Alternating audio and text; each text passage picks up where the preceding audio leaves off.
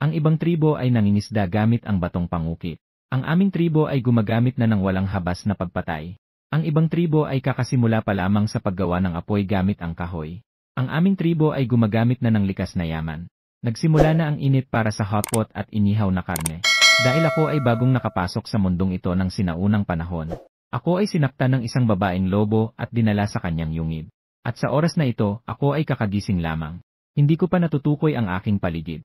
Bigla kong naramdaman na parang may gumagalaw sa aking ibabang bahagi. Nang itinaas ko ang aking ulo at tumingin sa ibaba, nagulat ako.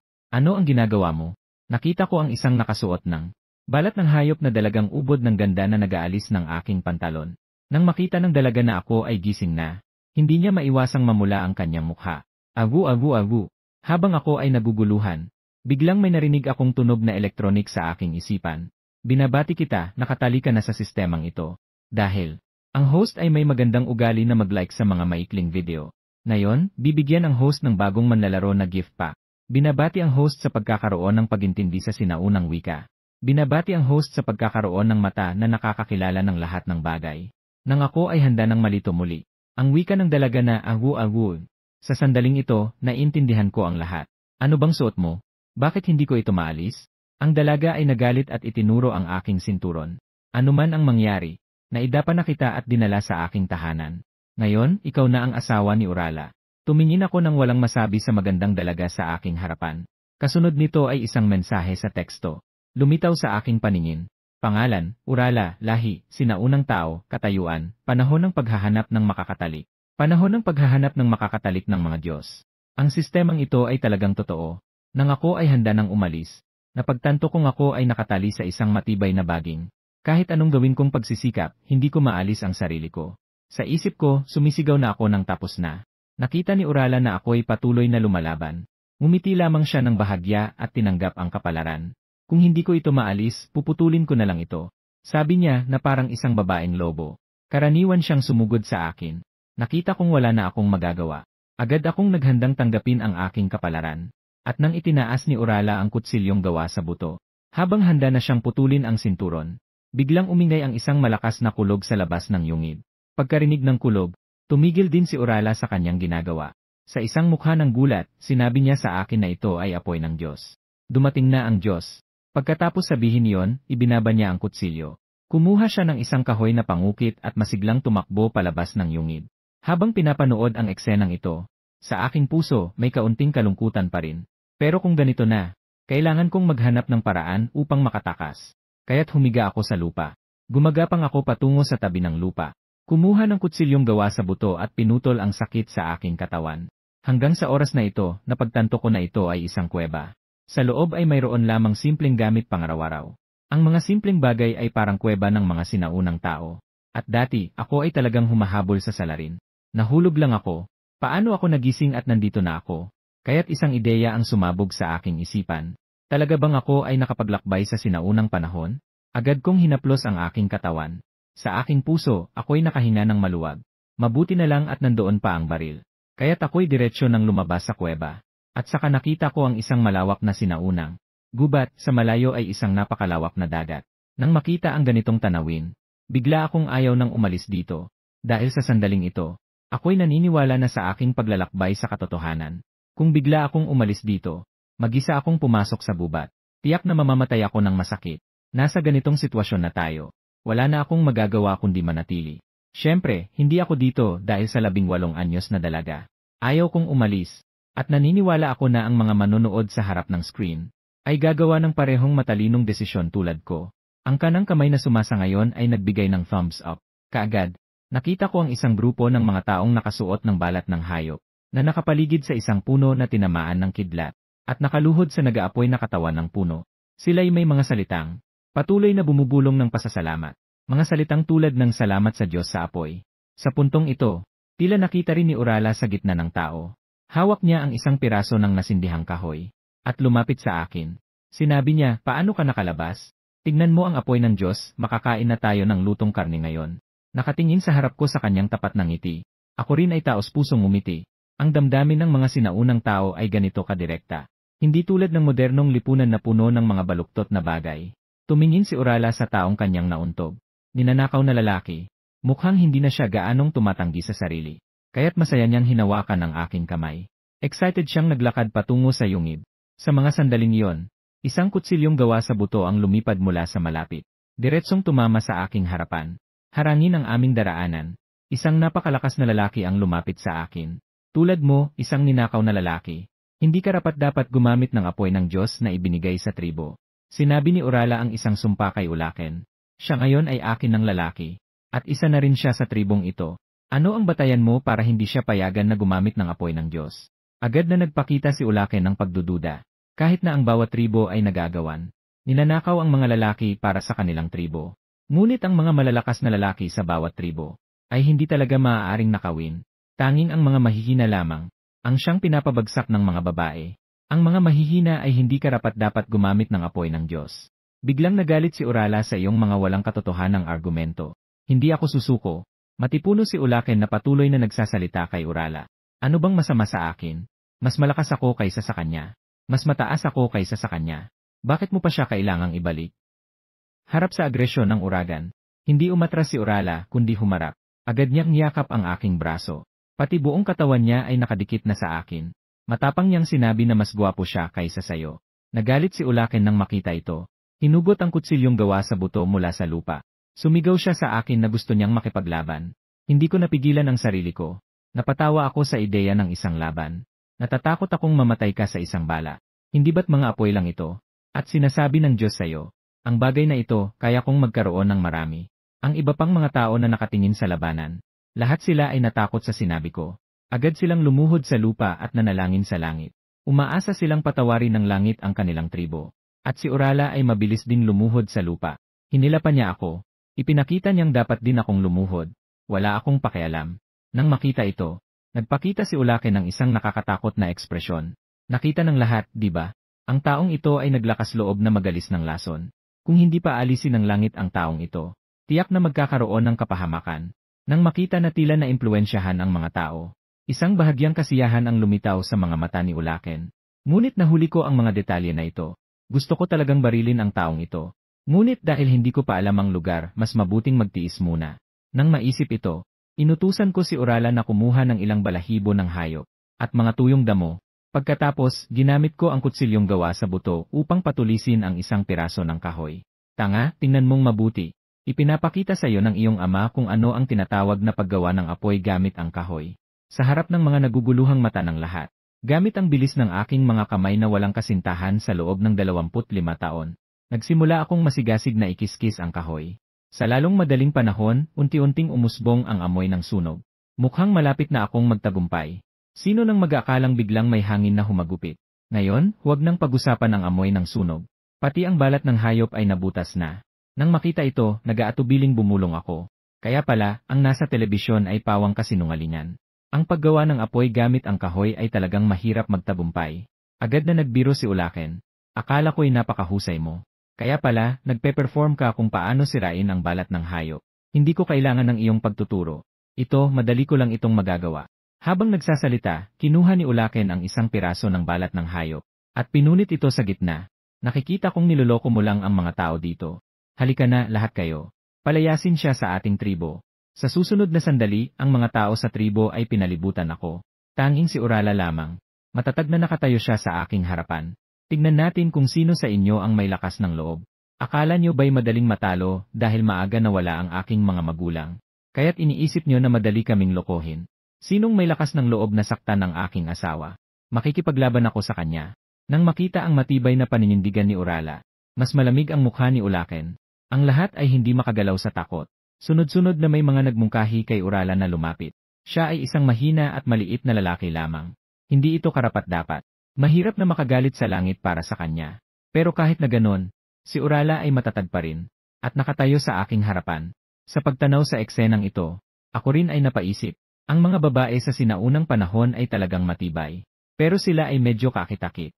Mas mabuti pa kaysa sa ilang mga babaeng mapagmataas sa modernong panahon. Pagkatapos ay inilabas ko ang aking kamay sa bulsa. Habang hinahanap ay sinabi kong ilang barya. Kanina ay panginit lamang. Ngayon ay opisyal na nagsisimula. Matapos kong makuha ang bala, ako ay handang simulan ang pangalawang pagsubok. Sa oras na ito, muling nagsalita si Ulaken. Sinabi niyang kung mabibigo ulit sa pagkakataong ito. Ano ang gagawin? Tumango ako at nagtanong, ano ang gusto mong gawin? Kung mabibigo ulit sa pagkakataong ito, gusto kong umalis ka sa tribo. Umalis ka kay Urala. Si Urala ay nagalit ng labis. Ulaken, hindi mo pa nahihintay na matapos si Urala sa kanyang sinasabi. Direkta akong nakialam. Nangako ako sa lalaki, tila nagalit si Urala. Isang paa ang bumagsak sa lupa. Tila nagalit siya. Pero pagkatapos, nagpatuloy si Urala at sinabi, kung mabibigo ka, aalis ako kasama mo sa tribo. Ang mukha ni Ulaken ay tila napakapangit. Ang kanyang balat ay patuloy na nanginginig. At ako ay nakatingin kay Ulaken at bahagyang ngumiti. Tumingin ako kay Ulaken na may nakakaengganyong ekspresyon.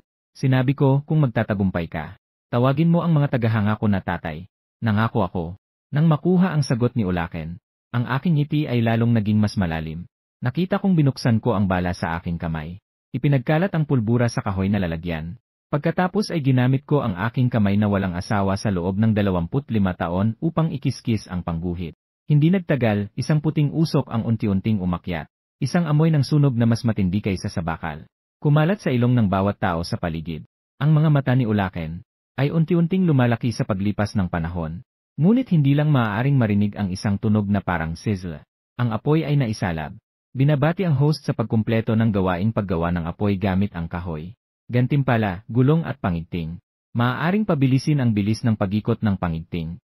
Sa gayon, mapapataas ang tsansa ng tagumpay sa paggawa ng apoy gamit ang kahoy. Pagkatapos ng maikling katahimikan, ang buong tribo ay sumabog sa isang nakakabinging sigaw ng kasiyahan. Ang aking apoy ng Diyos, talagang naisalab niya. Ang apoy ng Diyos, tiyak na siya ay isang sugo mula sa langit. Nakikinig sa mga papuri ng mga tao sa paligid. Ang mukha ni Ulaken ay naging napakapangit. At ang maliit na ulo ni Urala ay hindi mapigilang umangat. Nakapatong ang mga kamay sa baywang, nagmamalaki na tinitingnan ang paligid. Kanina lang, hindi ba't gusto ninyong paalisin ang aking lalaki? Bakit ngayon ay nagbago na?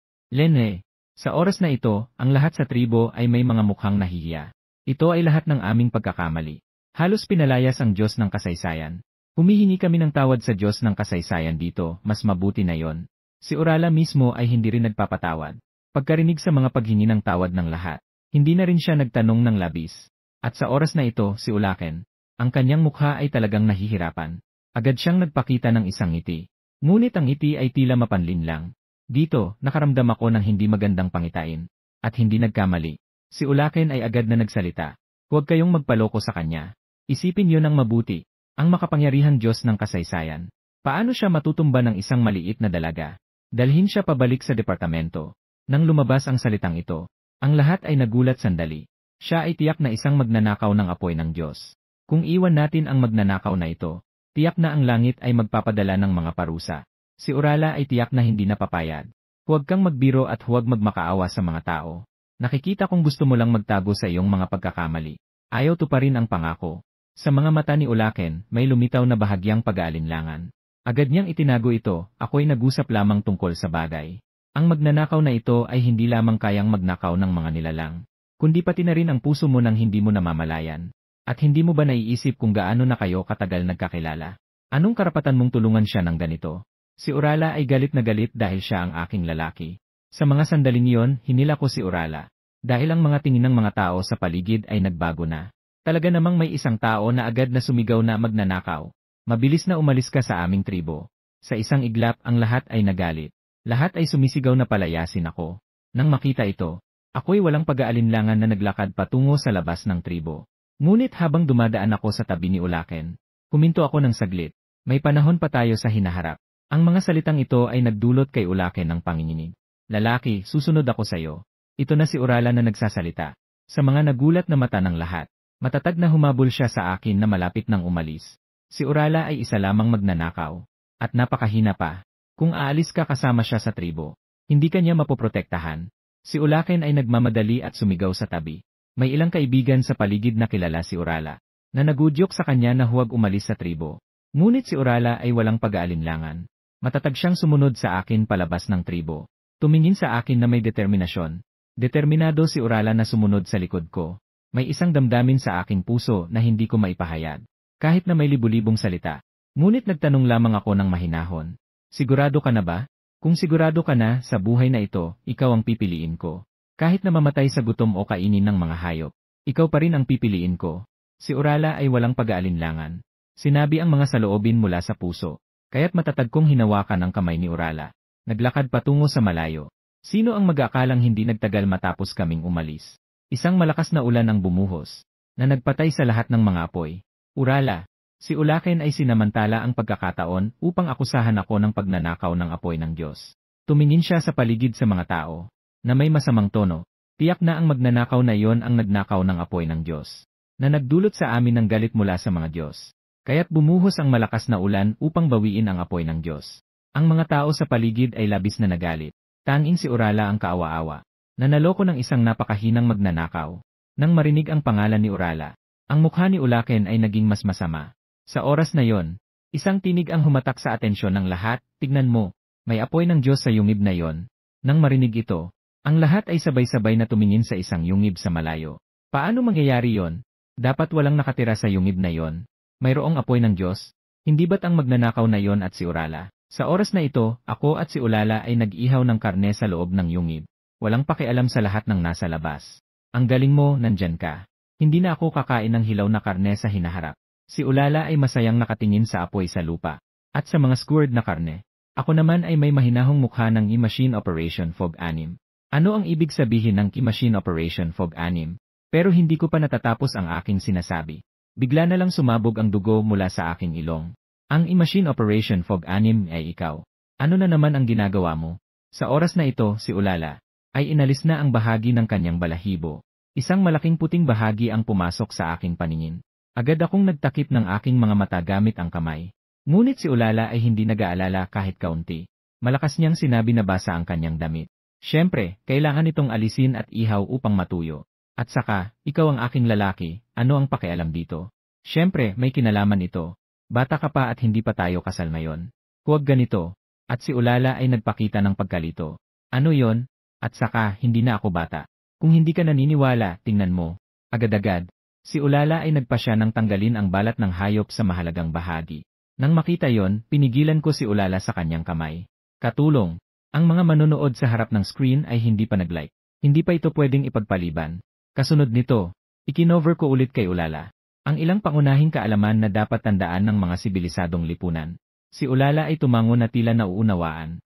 Hanggang sa oras na ito, nakahina ako ng maluwag. Kasabay nito, may kaunting panghihinayang. Hindi dahil ayaw ko. Pero sa harap ng ganitong batang babae, talagang nakakaramdam ako ng labis na pagkakasala. Kaya't ginamit ko ang mga pinatuyong damit bilang isang hadlang. Ngunit ang tila nakatagong tanawin ay talagang nagpasiklab ng apoy sa aking tiyan. Mabilis na muling sumabog ang aking ilong na may dugo. Agad kong tinakpan ang aking ilong na umaagos ng dugo at sinabi, "Bakit ka biglang tumayo?" Sa harap ng aking mga tanong, wala ni katiting na pag-aalala si Ulala. Sa halip, nagpakita siya ng isang kaakit-akit na ngiti. Talaga namang hindi ka tapat. Huwag mong isipin na hindi ko alam na matagal ka nang nakatingin. Talagang hindi ko maintindihan ang sinasabi mo. Bakit magkaiba ang sinasabi at ang ginagawa mo? Habang sinasabi ito, biglang, itinulak niya ang hadlang na nasa gitna. At diretsong lumapit sa akin. Agad na namula ang aking mukha. Talaga bang nandito ka? Agad na may isang puwersang. Itinulak ako na nakaupo sa lupa. At pagkatapos, naramdaman ko ang isang mabangong init na humaplos sa aking leg. Lalaki, gusto kong makabuo ng anak sayo. Hanggang sa oras na yon, saka ko lang naisip. Isang katawan na puno ng kabataan at sigla. At naglalabas ng mga alon ng kaakit-akit na amoy. Sa sandaling ito, walang pag-aalinlangan na nakadagan sa akin. At sabay na may dalawang malikot na kamay sa aking katawan, naglalakad-lakad. Sa wakas, hindi ko na kayang pigilin ang masamang apoy sa aking katawan. Nang ako'y handa ng maging isang hayop, isang hindi kaaya-ayang boses ang narinig mula sa labas ng yungib, "Magnanakaw. Lumabas ka rito." Wenyan. Agad na kinuha ni Ulala ang kanyang tuyo ng damit at sinuot ito. Galit na galit siyang tumakbo patungo sa pasukan ng yungib. Sino ang walang muwang nagago na naglakas loob na sirain ang aking magandang pagkakataon? Nang makita ni Ulaken ang eksenang ito sa pasukan ng yungib, parang mababaliw na siya. "Papatayin kita," sabi niya. Si Ulaken ay nagdala ng buto at handang sumaksak sa akin. Sa oras na yon, ang katulong, isang matandang may kapangyarihan ang huminto kay Ulaken. Sa kanyang kamay, pinapapatay ako sa taong ito. Ang matanda ay si Ulasyan, ang pinuno ng tribo ng Ulala. Hindi pinansin ni Ulasyan si Ulaken. Sinabi lamang niya sa akin na hindi na siya magpapaligoy-ligoy. Dahil sa iyong pagnanakaw ng apoy, nagalit ang langit. Bumuhos ang malakas na ulan at kinuha ang naunang apoy ng Diyos. Kaya't kailangan mong managot dito. Sa madaling salita, ako ay nag-aalala. Uminom ang ulan mula sa langit at pinatay ang apoy. Maaari rin itong isisi sa akin. Siyempre, nang makita ang kabilang panig na napakamatibay ang loob, agad akong nagalit. Sabihin mo, ano ang gusto niyong mangyari? Madali lang, ibigay mo ang iyong apoy. Isipin na lang natin na walang nangyari. Hindi magyayari, sagot ko ng walang pag-aalinlangan. Nang ang ula ay handa pa. Nang makipag-usap siya sa akin, isang napakataas na lalaki ang lumapit. Ang pinuno ay nakipag-usap pa sa kanya. Diretso na lang nakunin ang apoy. Pagkatapos sabihin yon, nagdala siya ng 2 malaking buto na pangaks. At handa nang ihampas ito sa aking ulo. Mag-ingat ka, lalaki. Nagulat si Ula.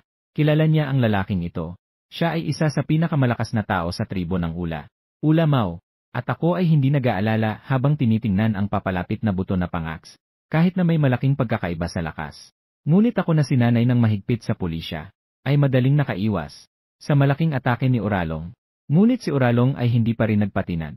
Na para bang hindi siya titigil hanggat hindi ako napapahamak. Pati si Uralasan sa tabi ay hindi pumigil.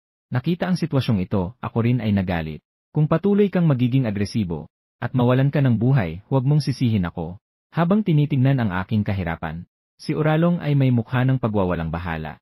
Sige, subukan mo. Pakiusap, patayin mo ako. Maraming mga tao sa tabi ang walang pakialam na nagtatawanan. Sa katawan mong maliit, gusto mong patayin si Uralong. Hahaha, mukhang natatakot na siya at nababaliw na. Kaya siya nag-iisip ng mga bagay na hindi makatotohanan. Sa isang iglap, ako ay naitulak ni Uralong sa isang sulok. Nakikita kong wala na akong masisilungan. Huwag mong tignan ako na malapit ng mamatay. Si Uralala ay handang sumugod sa aking harapan. Pero nahawakan ako ni Ulaken at pinigilan akong lumayo. Delikado, huwag mo akong hawakan. Kailangan kong iligtas ang aking asawa. Ang mga tao ay nakatingin ng may takot sa eksenang ito. Biglang may malakas na tunog. Kumalat ito sa pandinig ng bawat tao sa paligid. Pagkatapos, si Ula ay bumagsak ng bigla. May butas sa kanyang noo na patuloy na umaagos ang dugo. Sa isip ng lahat, ang tanawin ng dugo na tumalsik mula sa akin ay hindi nangyari. Paano mangyayari yon? Patay na si Ula Mong. Sa puntong ito, ang lahat sa paligid ay nakatulala. Si Ulaken ang unang nakapansin na ito ay isang mahika. Sabay-sabay tayong pumatay. Patayin ang halimaw na ito. Maghiganti para kay Ula Mong. Nakita ang galit na grupo ng mga tao. Ako rin ay medyo nag-aalala. Sa katunayan, napakarami ng kanilang bilang. Pero ngayon, 5 na lang ang natitirang bala ko. Pero nagkunwari pa rin akong kalmado at huminga ng malalim. Baril na may usok. Sino ang may lakas na lumapit? Pareho ng kapalaran ng malaking ito. Sa isang iglap, ang lahat ay natakot sa aking presensya. Gayon din, punong-puno ng takot ang lahat sa hawak kong baril na nag-aapoy. Huwag kayong matakot. Sama-sama tayong lumaban kay Ulaken. At hindi alintana. Kung ang iba ay mamamatay tulad ni Ulamong, gusto lang niyang patayin ako ngayon. Wala na bang buhay kahit huminto? Habang ang lahat ay handang kumilos. Nagsalita si Ulasyan. At sabay-sabay na nakatingin sa akin na parang may takot. Hindi rin niya alam kung ilang beses pang makakapag-apoy ang baril na yon. Siyempre, hindi ko kayang ipagpalit ang buhay ng aking mga kababayan. Dati, gusto ko lang ng ilang apoy at aalis na. Pero hindi ko inasahan na aabot sa ganitong sitwasyon. Pero parang nakakahiya namang umalis ng ganito. Nang si Ulasyan ay nasa gitna ng dilema. Kinuha ko ang isang sulo mula sa lungga at ibinigay ito sa kanya. Narito ang apoy para sa inyo. Pero umaasa akong hindi na kayo babalik, hindi dahil sa takot sa inyo. Hindi ko lang gusto ng abala. Kung hindi dahil sa malaking ito na gustong pumatay sa akin. Hindi ko rin siya papatayin. Sana'y mag-ingat kayo sa inyong mga desisyon. Agad na kinuha ni Ulasyan ang sulo. May katwiran ka sa sinasabi mo. Talagang si Ulamong ang may gawa ng bagay na ito. Kaya't humarap si Ulasyan sa lahat at nagsalita. Dito na nagtatapos ang usaping ito. Lahat ay magiging pinuno ng tribo. Ganoon na lang ba ang utang na loob kay Ulamong? Sinabi ni Ulaken na may pagkadismaya sa kanyang mukha. Ang hindi inaasahan ni Ulaken ay, palagi niyang sinusuportahan ang kanyang pinuno. Sa unang pagkakataon, nagpakita siya ng pagkadismaya sa kanyang sarili. Huwag mong isipin na hindi ko alam ang iyong mga balak. Patay na si Ulamong. Gusto mo bang ang ibang mga tao sa tribo ay mamatay dahil sa iyong makasariling hangarin? Kung hindi dahil sa iyong makasariling hangarin, marahil ay makakakuha pa ang tribo ng isang mahusay na tao. At ang tribo ay magiging mas malakas dahil dito. Pero ngayon, huli na ang lahat. Pagkasabi nito, hindi na siya lumingon at umalis kasama ang lahat. Nang marinig ito, nagbago ang mukha ni Uralken. Agad siyang tumingin sa akin na may galit at sinabing, maghintay ka. Nang makita kong umalis na ang lahat, hinila ako ni Uralala papasok sa kuweba. Magpapatuloy tayo sa pag-aalaga ng mga unggoy. Ngayon, wala nang humahadlang sa atin. Huwag kang magulo, may mga seryosong bagay pa. Hindi mo ba naiisip na ang kuweba na ito ay hindi lamang masikip, kundi napakabasa rin? Sinadya kong ilihis ang usapan. Tumingin si Uralala sa paligid ng kuweba. Tumango siya at sinabi, talagang masama ang kalagayan. Pero ayos lang iyon. Bukas, hahanapan natin ang mas magandang kuweba. Sa mga salitang iyon, agad akong nagtaas ng kilay. Kung nandito ako, kailangan pa bang tumira sa kuweba? Nang lumabas ang mga salitang ito, agad na naguluhan si Uralala. Saan tayo titira kung hindi sa kuweba?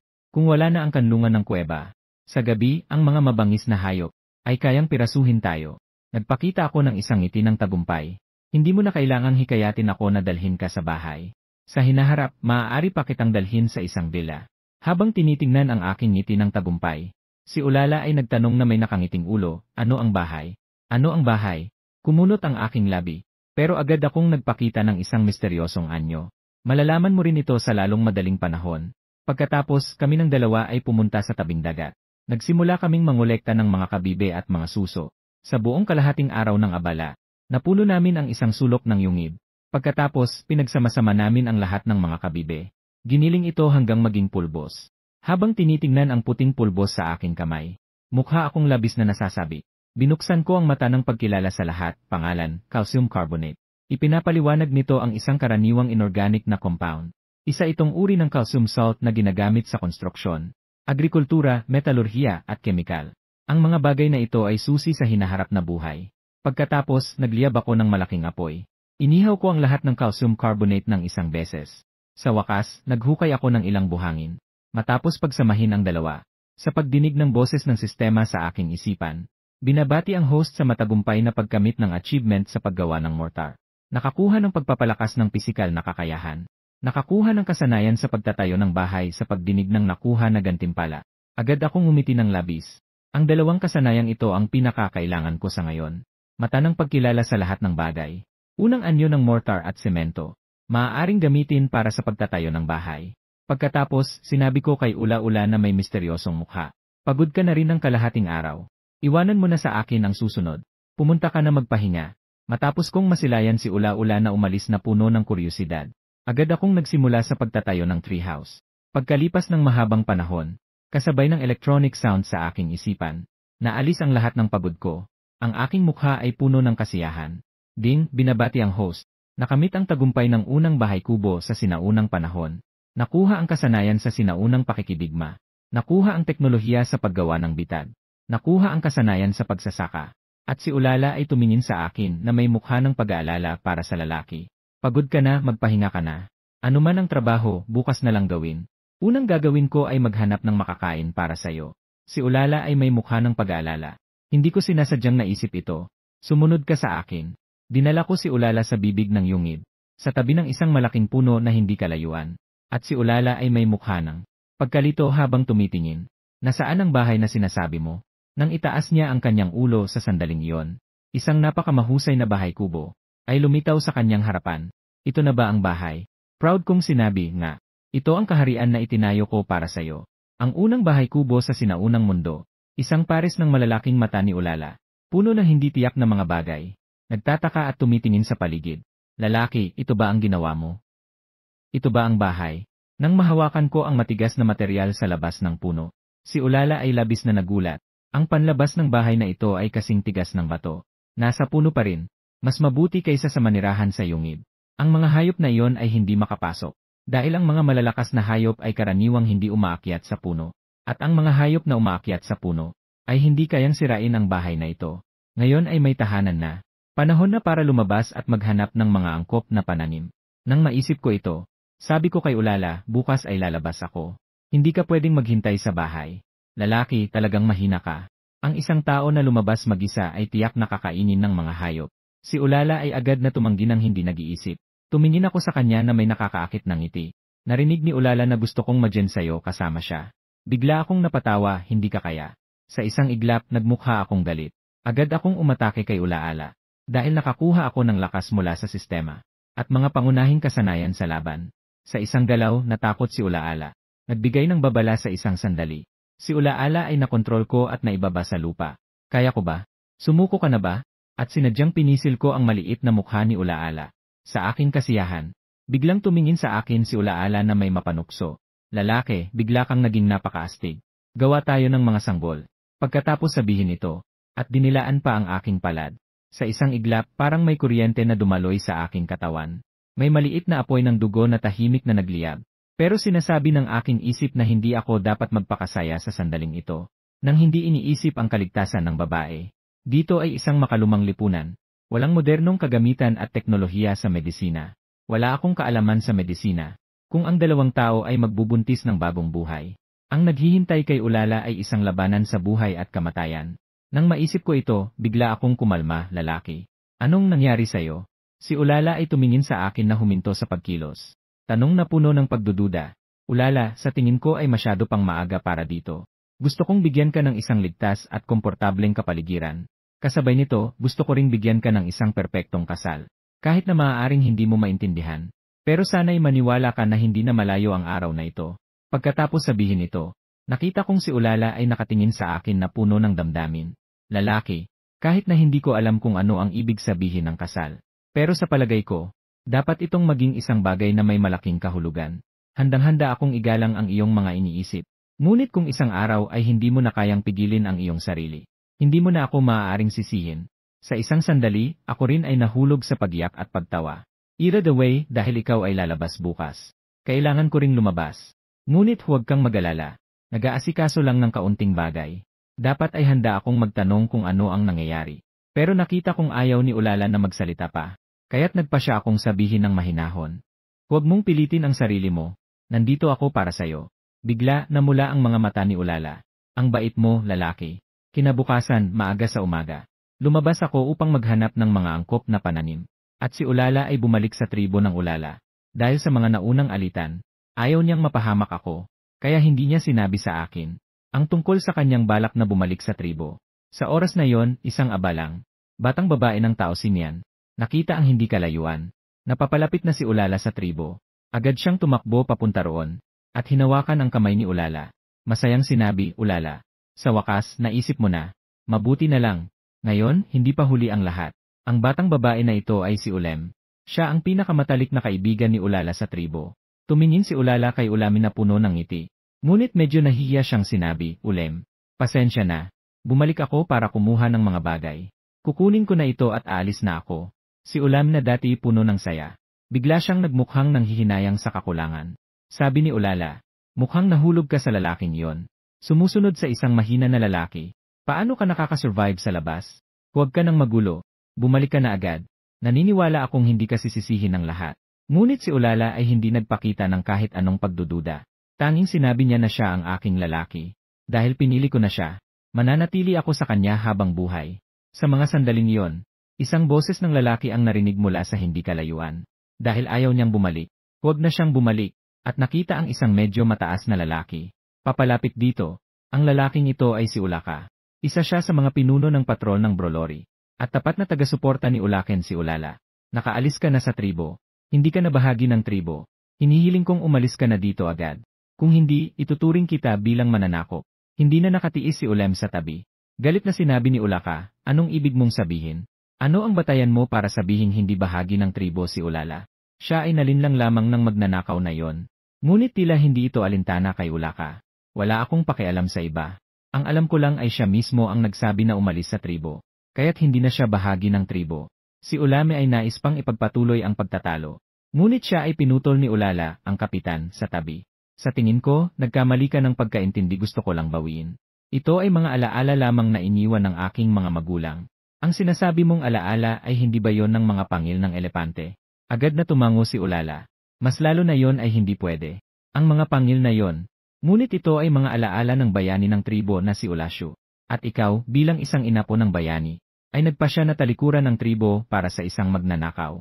Anong mukha meron ka para kunin ang mga pangil? Pagkarinig sa salitang ito, si Ulem sa tabi ay labis na nagalit. Ang bayani ng tribo na si Ulasyu ay ama ni Ulala. Anong karapatan mong pigilan siya? Bago pa makapagsalita si Ulem ng buo, si Ulaka ay nagbigay ng isang malupit na sampal. Tumama ito sa mukha ni Ulem. Si Ulame ay nahilo at nawalan ng malay sa isang sampal. Si Ulem at Ulala ay nagulat at sumigaw. Sabay silang nagalit at nagsalita kay Ulaka. Ano ang ginagawa mo? Si Ulame ay isa pa ring tao ng tribo. Paano mo nagawa ang ganitong kalupitan? Ano ngayon? Ang isang sampal ay itinuturing na magaan. Ngunit biglang nagbago ang ihip ng hangin. Kung gusto mo ng pangil, hindi ito imposible. Maliban kung makakadaan ka ng nakayapak sa lupain ng tinik. Nang lumabas ang salitang ito, si Ulala ay halos natakot at nagpawis ng malamig. Dahil alam niya ang takot sa lupain ng tinik. Ang mga tinik sa lupain ng tinik ay puno ng matutulis na tinik. Ang taong nasugatan ay magkakaroon ng mga pulang namamagang paltos sa buong katawan. Agad nasusunod ang matinding pangangati sa buong katawan. Hindi makapagpigil na kamutin ang balat gamit ang mga kuko, hanggang sa masugatan ang sarili sa kakakamot. O kaya'y mamatay sa gutom. O kaya'y pumili ng wakas dahil sa hindi na makatiis. Nakita ang takot sa mga mata ni Ulala. Si Ulaka ay may bahagyang ngiti na may masamang balak. Agad niyang sinabi, natatakot ka ba? Walang problema, mayroon akong pangalawang pagpipilian. At para sa'yo, puro kabutihan, walang masama. Anong pagpipilian? Tanong ni Ulala nang walang isip. Agad na hindi na itinago ni Ulaka. Sinabi ang kanyang tunay na layunin na bumalik sa tribo. Maging asawa ni Ulaken. Sa puntong ito, ang mga tao sa paligid ay nagbigay ng payo. Kay Ulalan, huwag ka nang magmatigas, bumalik ka na. Si Ulaken ay bata at may potensyal. Gaano kaganda na maging kanyang asawa, kaysa sa sumama sa magnanakaw at magutom sa labas. Hindi pinansin ni Ulala ang lahat. Lumiko lamang siya at naglakad patungo sa mga tinik sa loob ng tribo. Anong ibig mong sabihin? Si Ulaka, na dati kampante, ay nagkunot ng noo. Agad siyang nagtanong. Ngunit si Ulala ay walang pag-aalinlangan na sumagot. Pinili kong maglakad ng nakayapa. Nababaliw ka sa mga tinik. Kuya Ulaken, ano bang kulang sa akin kumpara sa magnanakaw na yon? Ngunit si Ulala ay simpleng sumagot. Kahit na mamatay ako, hindi ko kailanman pagtataksilan ang aking lalaki. Pagkatapos, hindi na siya lumingon at naglakad patungo sa mga tinik. Ang eksenang ito, hindi lamang ito nagulat sa mga tao sa paligid. Pati si Ulaken, na palaging nagmamasid mula sa dilim. Siya rin ay nagalit at nagdingit-ngit. Bakit? Bakit mas pipiliin niyang mamatay? Ayaw niyang maging aking babae. Ngunit isang mapanlinlang na ngiti. Agad itong muling lumitaw sa kanyang mukha. Ayos na rin ito, kapag ikaw ay labis na nangangati. Kapag hindi mo na kayang tiisin, tiyak na hihingi ka ng tulong sa akin. Sa wakas, ang buong tribu, tanging ako lamang ang nakakaalam. Paano alisin ang sakit mula sa mga tinik? Sa oras na yon, hindi ako natatakot na hindi ka susuko. At sa oras na ito, si Ulala, ay narating na ang harap ng mga tinik. Inalis ang suot na sapatos na gawa sa balahibo. Agad na ang mapuputi niyang mga paa, ay tinamaan at dumugo. Ngunit si Ulala ay patuloy na nagtiis ng sakit at naglakad pasulong. Hindi nagtagal. Ang mga braso ni Ulala, leg, at pati na rin ang kanyang mukha ay unti-unting nagkaroon ng mga pulang batik. Isang hindi matitiis na pangangati, ay mabilis na kumalat sa katawan ni Ulala. Isang matinding sakit. Si Ulala ay bumagsak ng direkta sa mga tinik. Sa isang iglap, ang buong katawan niya ay puno ng mga sugat mula sa tinik. Si Ulala ay matyagang bumangon sa kanyang katawan na puno ng pangangati at sakit. Habang pinapahid ang mga bahagi ng kanyang katawan na nangangati, isa-isang naglalakad patungo sa unahan. Nang makita ang eksenang ito, kahit na si Ulaka, na sanay na sa buhay at kamatayan, ay hindi maiwasang humanga sa kanyang puso. Humahanga sa tibay ng loob ni Ulala. Sa pagkakataong iyon, habang nag-iisip si Ulaka, isang tunog ng matigas na bagay na nahulog sa lupa, na nagputol sa kanyang mga iniisip. Nang makita ni Ulaka, ang kanyang mga mata ay lumaki, talagang nagawa niya ito. Siya ay nakalakad ng nakbarefoot sa mga tinik. Dapat malaman, kahit na si Ulaka, isang malaking tao, ay hindi makakasiguro na magagawa ito. Sa sandaling ito, hindi na kayang tiisin ni Ulala. Nagsimula siyang sabik na kamutin ang kanyang balat. Si Ulame, nakakagising lang. Nakita ang sitwasyon sa kanyang harapan. Agad siyang lumapit at pinigilan ang mga kamay ni Ulala. Kasabay ng napakamakaawa na tono. Sinabi kay Ulaka, nakapasa na si Ulala. Pakiusap, tulungan mo siya. Ulaken, hindi ba alam kung paano alisin ang sakit na ito? Bilisan mo, pakisabi na dumaan siya. Sa harap ng pakiusap ni Ulame, walang kahit anong galaw si Ulaka. Sabi lang niya ng malamig, bakit ko hahanapin ang kuya para iligtas siya? Maliban na lang kung gusto niyang maging babae ng kuya. Ngunit si Ulala ay matigas na tumanggi. Ayaw ko silang dumating para iligtas ako. Gusto ko lang ang mga pangil na iniwan ng aking ama. Si Ulame ay nakatingin sa kanya na may hindi makapaniwalang mukha. Dahil sa kanyang pananaw, ang kahilingang ito, para kay Ulala, ito ay walang kapinsalaan at maraming benepisyo. Hindi lang ito makakapagligtas ng kanyang buhay. Makakahanap din siya ng isang malakas na lalaki na maaasahan. Ano ang masama dito? Ngunit nakikita siyang patuloy na lumalaban. Ngunit si Ulala ay hindi nagbigay ng kahit anong sagot. Patuloy na nakiusap si Ulem, kahit na ayaw niyang maging babae ni Ulaken. Pero siya ay anak ng isang bayani ng tribo. Kung hindi dahil sa ama ni Ulala panganib buhay para patayin ang mamot. Matagal nang nawasak ang tribo. Hindi ba sapat ito para kumilos si Ulaken? Upang gamutin si Ulala. Ngunit ang hindi inaasahan ni Ulem ay, si Ulaka ay hindi pa rin nagpakita ng interes. Ulala, nahihirapang sinabi, hindi ko kailangan ang tulong ninyo.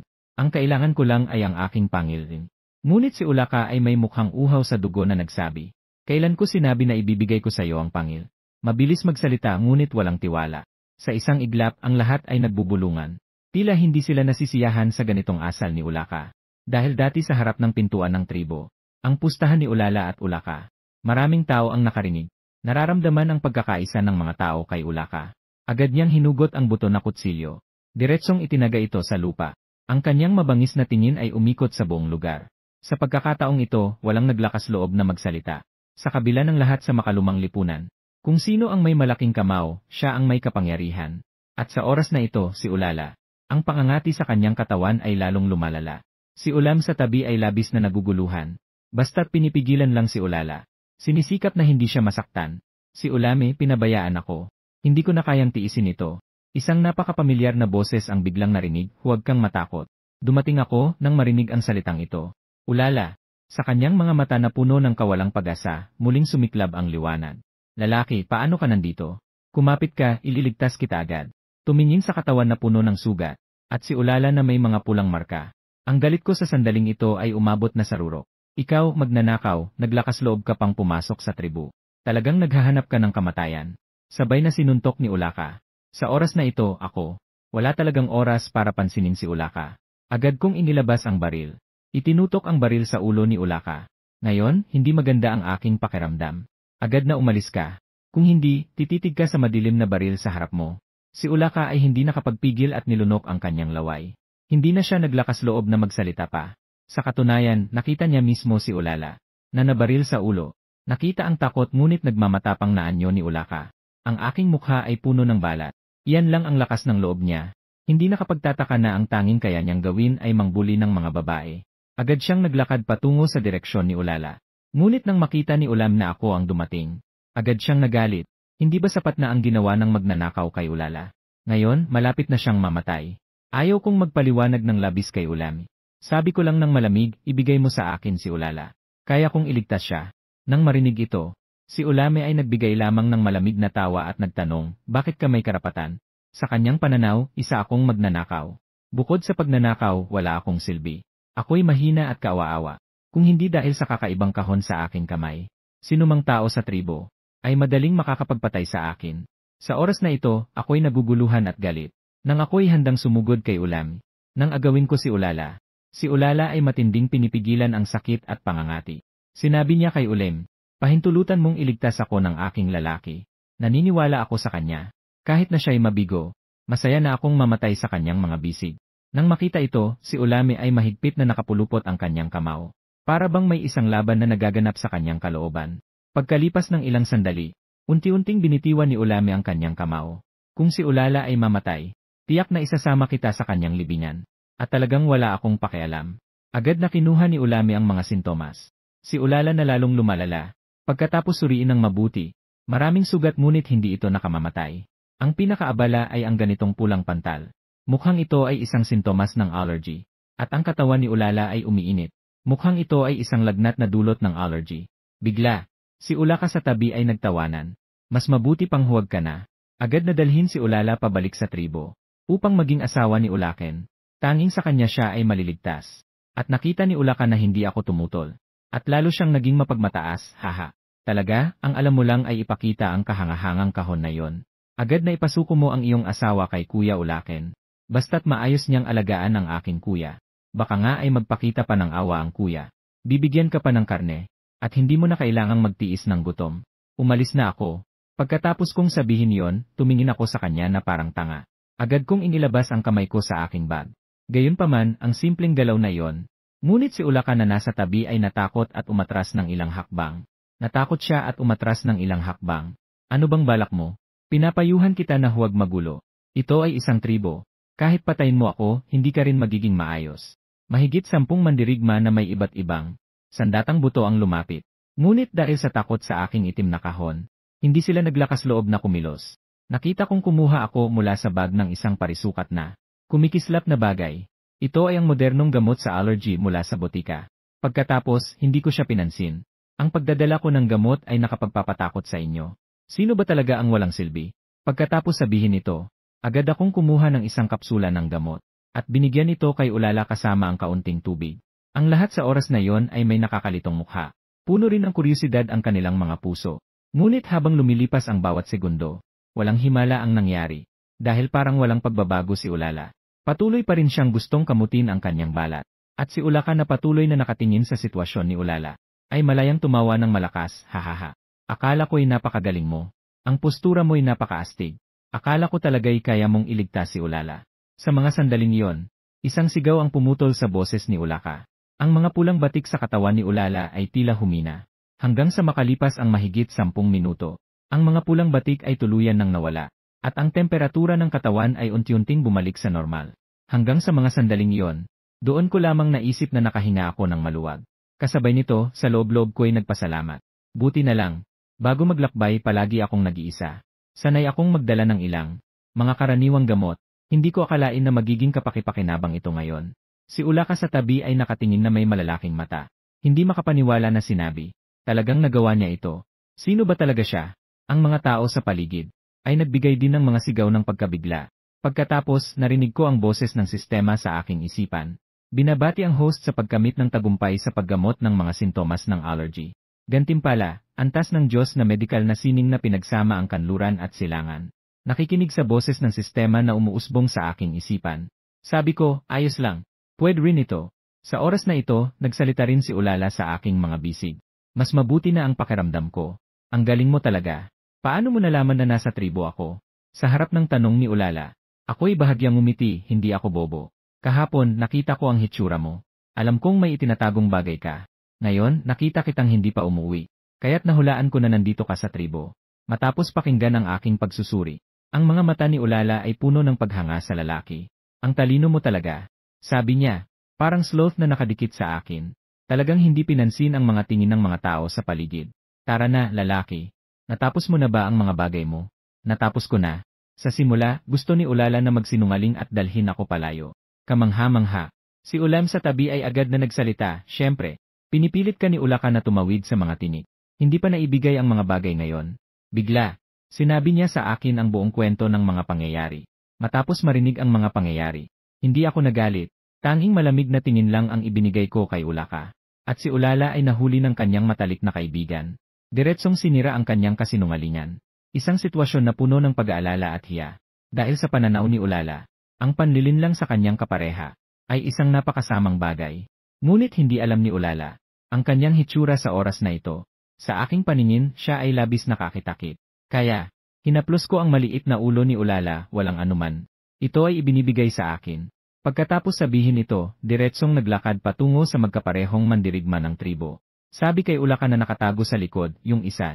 Bilisan mo at ibalik ang mga ari-arian ng ama ni Ulala. Nakita ni Ulaka na maraming tao ang nakatingin. Nagatubili sandali ngunit sa huli ay pinilit pa ring sabihin, nangangarap ka ni. Kung may kakayahan ka, subukan mong agawin. Sa oras na ito, talagang nagalit na ako. Talagang si Ulala ay pinahirapan ng taong ito, na nagdulot sa kanya ng maraming sugat, at muntik na siyang mamatay dahil sa allergy. Ngayon ay nakatago na naman siya sa likod ng tao. Nagpakita ng ekspresyon na parang, ano ang magagawa mo sa akin? Kaya, agad kong inilabas ang baril na may natitirang 5 bala. Itinutok ito kay Ulaka na nasa likod ng tao. Si Ulaka ay natakot at napatalon. Agad siyang nagtago sa likod ng isang mandirigma ng tribo. Halika, patayin mo ako. Gusto kong makita kung pagkatapos mo akong patayin, makakalabas ka pa bang buhay mula sa tribo. Sa isang sandali, hindi magkasundo ang magkabilang panig. Bigla, isang malamig na tinig ng lalaki ang umabot, ayos, ayos, ayos. Hindi ko akalain na talagang may kakayahan ka. Talagang naipagaling mo si Ulala. Ang dumating ay si Ulaken. Nais niyang ibalik ang mga ari-arian ng ama ni Ulala. Walang problema. Kailangan mong makipaglaban kay Ulaka ng walang armas. Kung mananalo ka, ibabalik ang mga ari-arian. Kung matatalo ka, ibigay mo ang mga bagay na inihanda mo para kay Ulala. Ibigay ang mga pagkain na yon. Sa totoo lang, hindi ko naisip at agad akong tumanggi. Agad akong nagpatuloy at sinabi, masyadong maliit ang pustahan na ito. Bukod sa naunang pustahan, nais ko ring ipusta ang aking buhay sa kanya. Ang atmosfera ay nagtatakda ng buhay at kamatayan. Bigla ang buong lugar ay natakot sa aking nakabibinging presensya. Agad na naghanda si Ulala na magsalita upang magpayo. Ngunit pinigilan siya ni Ulem na nasa tabi. Huwag kang mag-alala, kung ang iyong lalaki ay may lakas ng loob na sabihin ito. Tiyak na may plano siya. Sa pamamagitan ng aking serye ng mga pagpapakita, naramdaman ni Ulam na hindi ako katulad ng mga mangmang. Sa halip, nagbigay ito sa kanya ng kampanteng pakiramdam. At nang makabawi si Ulaken, mas lalo siyang sumangayon. Sige, ganito na lang. Pero hindi mo maaaring gamitin ang itim na kahon na yon. Kung hindi, ang mga mandirigma ng aking tribu. Tiyak na walang pag-aalinlangan na papatayin ka. Walang problema, kasunod ng pagkakasunduan ng magkabilang panig. Ang mga tao sa paligid ay kusa ng umatras. Isang malaking lugar. Excited na naghihintay sa akin at kay Ulakan na magsimula ng duelo. Patay na! Patay na! Ako ay hindi sinasadyang nakapasok sa mundong ito ng mga sinaunang tao. Sino ang mag-aakalang mapapaligiran ako ng buong tribo ng mga sinaunang tao? At ang pinuno ng tribo na si Ulaken ay hindi lamang nangopya ng aking teknolohiya sa paggawa ng pana, kundi inakusahan pa akong manloko na nagalit ang Diyos. Kailangan akong patayin upang pakalmahin ang galit ng Diyos. Ngunit habang siya ay naghahanda na manguna sa pagsalakay kasama ang kanyang mga tao, sinabi ko sa kanya na ang paligid ay puno ng bitad. Ang mga hindi natatakot mamatay ay maaari lamang lumapit. Sino ang mag-aakalang si Ulaken ay natakot ng sobra sa aking sinabi? At ang mga tao sa paligid ay natakot din at hindi makagalaw. Ngunit habang walang makausad sa dalawang panig, isang taong pinagkakatiwalaan na natatakot din ay nagsimulang manghimok sa lahat. At sinabi pa niyang siya ang mangunguna sa pagsalakay. Nang siya ay pilit na nagkontrol sa kanyang nanginginig na mga binti at humakbang ng ilang hakbang, bigla siyang nakaramdam ng isang kakaibang pakiramdam. Dahil ang lahat ay hindi naman sumama sa kanya. Si Iya ay tumingin sa mga tao sa likuran na hindi gumagalaw. Ang ilang tao ay lalong naging nerbiyoso at natatakot. Bakit kayong mga tao ay nakatayo lang at hindi gumagalaw? Ako na ang nanguna sa pagsalakay, pero kayo ay nandyan lang sa likuran at nanonood. Nang mga sandaling iyon, nagsalita ang mga tao sa likuran. Gusto rin naming maniwala sa iyo. Pero maaari bang huwag ka munang manginig? Kung nanginginig ka ng ganito, sino ang magkakaroon ng lakas ng loob na sumama sa iyo? Nang mukhang mag-aaway na, sa wakas ay nagsalita si Ulaken. Ipinakita ni Afu ang tapang ng isang mandirigma ng tribo. Ikaw ang mauna at maghanap ng daan para sa lahat. Kapag nagtagumpay ka, ikaw ay magkakaroon ng malaking gantimpala. Nang marinig iyon, halos umiyak si Ulapo. Sa isang iglap, hindi na alam kung susulong o atras. Sa katunayan, kung susulong, may mga bitad. At kung atras naman, wala ring magandang mangyayari. Dapat malaman na ang mga lumabag kay Ulaken ay itinapon sa lugar na matinik. Isa-isa silang pinahirapan, hindi tao at hindi rin espiritu. Nang maisip ito, agad na huminga ng malalim si Ulapo. Mas mabuti pang mamatay sa bitad kaysa mamatay sa pagdurusa. Sa ganitong paraan, makakamatay ng mas mabilis. Agad siyang nagtakbuhan pasulong ng may determinasyon. Ngunit hindi niya inaasahan na nakatakbo siya ng higit sa 10 metro nang walang nangyaring masama. Nang makita niyang wala siyang nangyari, agad na itinaas ni Ulapo ang kanyang likod. At tinukso ang mga mandirigma ng tribo sa likuran. Kayo, mga duwag, sinabi ko na walang problema, pero hindi pa rin kayo naniniwala. Nang makita ng lahat ito, nagkaroon sila ng kaunting kapanatagan. Sa oras na yon, may isang tao na sabik na makagawa ng kabutihan na sumigaw. Mga kapatid, sumugod na. Ngunit sa susunod na sandali, kakatungtong pa lang ng taong ito sa hanay ng treehouse. Agad niyang na-trigger ang mga nakatagong bitag sa paligid. At ang mga tao sa likuran na sumusugod, ay hindi nahit ng mga kahoy na palaso na parang pugad ng mga putakti. Nahulog sa hukay at nabaril ng panggatong. Ang natitirang mga mandirigma ng tribo na handang sumunod sa pagsalakay. Muli silang huminto. Sa mga eksenang nasa harap, pakiramdam ay puno ng takot at kaba. Nang mga oras na yon, may isang tao na nanginginig na nagtanong. Ang mga bagay na lumabas mula sa bitag na ito, bakit parang eksaktong kapareho ng mga pana na ibinigay ng langit sa pinuno? Hindi ba sinabi ng pinuno na hindi karapat-dapat si Ulaken sa posisyon, kaya't ibinigay ng langit sa kanya ang pana upang palitan siya? Bakit ang mga sandatang ipinagkaloob ng langit ay nasa kamay ng magnanakaw na yon? Nang marinig ang mga tanong ng lahat, agad kong naintindihan ang maliit na pandaraya ni Ulaken. Agad akong sumigaw sa lahat. Anong kalokohan na mga sandatang ipinagkaloob ng langit? Iyan ay ang inyong pinuno na si Ulaken. Nalihim na ninakaw mula sa akin. Sa isang iglap, naguluhan ang lahat. Sa mga tingin ng lahat kay Ulaken, nagkaroon din ng kakaibang ekspresyon. Ang mukha ni Ulaken sa sandaling ito ay naging labis na pangit. Pero agad siyang nakaisip ng dahilan. Huwag kayong magpaloko sa magnanakaw na ito. Ang magnanakaw na iyon ay kayang magnakaw ng apoy ng Diyos. Ano namang kakaiba kung kaya niyang magnakaw ng mga pana? Agad na naisip ng lahat ang katotohanan. Kaya pala, muntik na akong maloko ng magnanakaw na ito. Sa ganitong sitwasyon, kahit ako ay napapalakpak. Ayos, kaya pa rin itong maayos. Sayang naman kung hindi ka papasok sa ganitong negosyo. Si Ulala sa tabi ay nagtanong na may pagdududa. Ano ba ang negosyo na ito, lalaki? Ang negosyo ay manloko. Niloko ang maraming tao na paikot-ikot, tulad ng ginawa ni Ulaken. Nang marinig ito, tumango si Ulala na tila naiintindihan. At habang ako ay nag-explika kay Ulala, si Ulaken naman ay nahulog sa isang mahirap na sitwasyon. Dahil sa nakita niyang nakakatakot na puwersa ng bitag. Walang sinuman ang naglakas loob na muling manguna sa pagsalakay. Ngunit agad niyang nakita si Ulapo na nanginginig sa takot. Sa paligid ni Ulapo ay nakahiga ang iba't ibang patay na mandirigma ng tribo. Ngunit wala siyang anumang epekto. Ngunit wala siyang kahit anong epekto. Ang lahat ay naguguluhan sa nakita nilang eksena. Agad silang nag-usap-usap. At si Ulaken, matapos mag-isip ng kaunti, ay sumigaw. Ulapo, kailangan mong maglakad pa ng kaunti. Si Ulapo ay natakot ng sobra at nagumapaw ang pawis. Habang tinitingnan ang mga nakakalungkot na patay sa paligid, siya ay nanginginig at nagsalita. Pero, boss. Ngayon, kung gagalaw ako, malamang ay mamamatay din ako. Ngunit si Ulaken ay agad na sumimangot at nagpatuloy. Huwag mo akong bigyan ng pero. Ngayon ay oras na para sa iyo na magbigay. Para sa tagumpay ng tribo, kailangan mong magpatuloy sa paglakad. Hindi mo ba naiisip na ipagkanulo ang tribo? Kung ganyan, wala na akong magagawa kundi itapon ka sa lugar na matinik. Nang marinig ito, namutla si Ulapo. Pero nagpatuloy siyang maglakad ng matigas ang ulo. Ngunit pagkatapos ng mahigit 10 metro, wala pa ring nangyari sa kanya. Sa puntong ito, parang hindi na totoong nangyayari kay Ulapo. Sa oras na yon, may biglang lumabas na salita. Hindi ba wala namang nangyari dito? Baka espiya si Ulapo.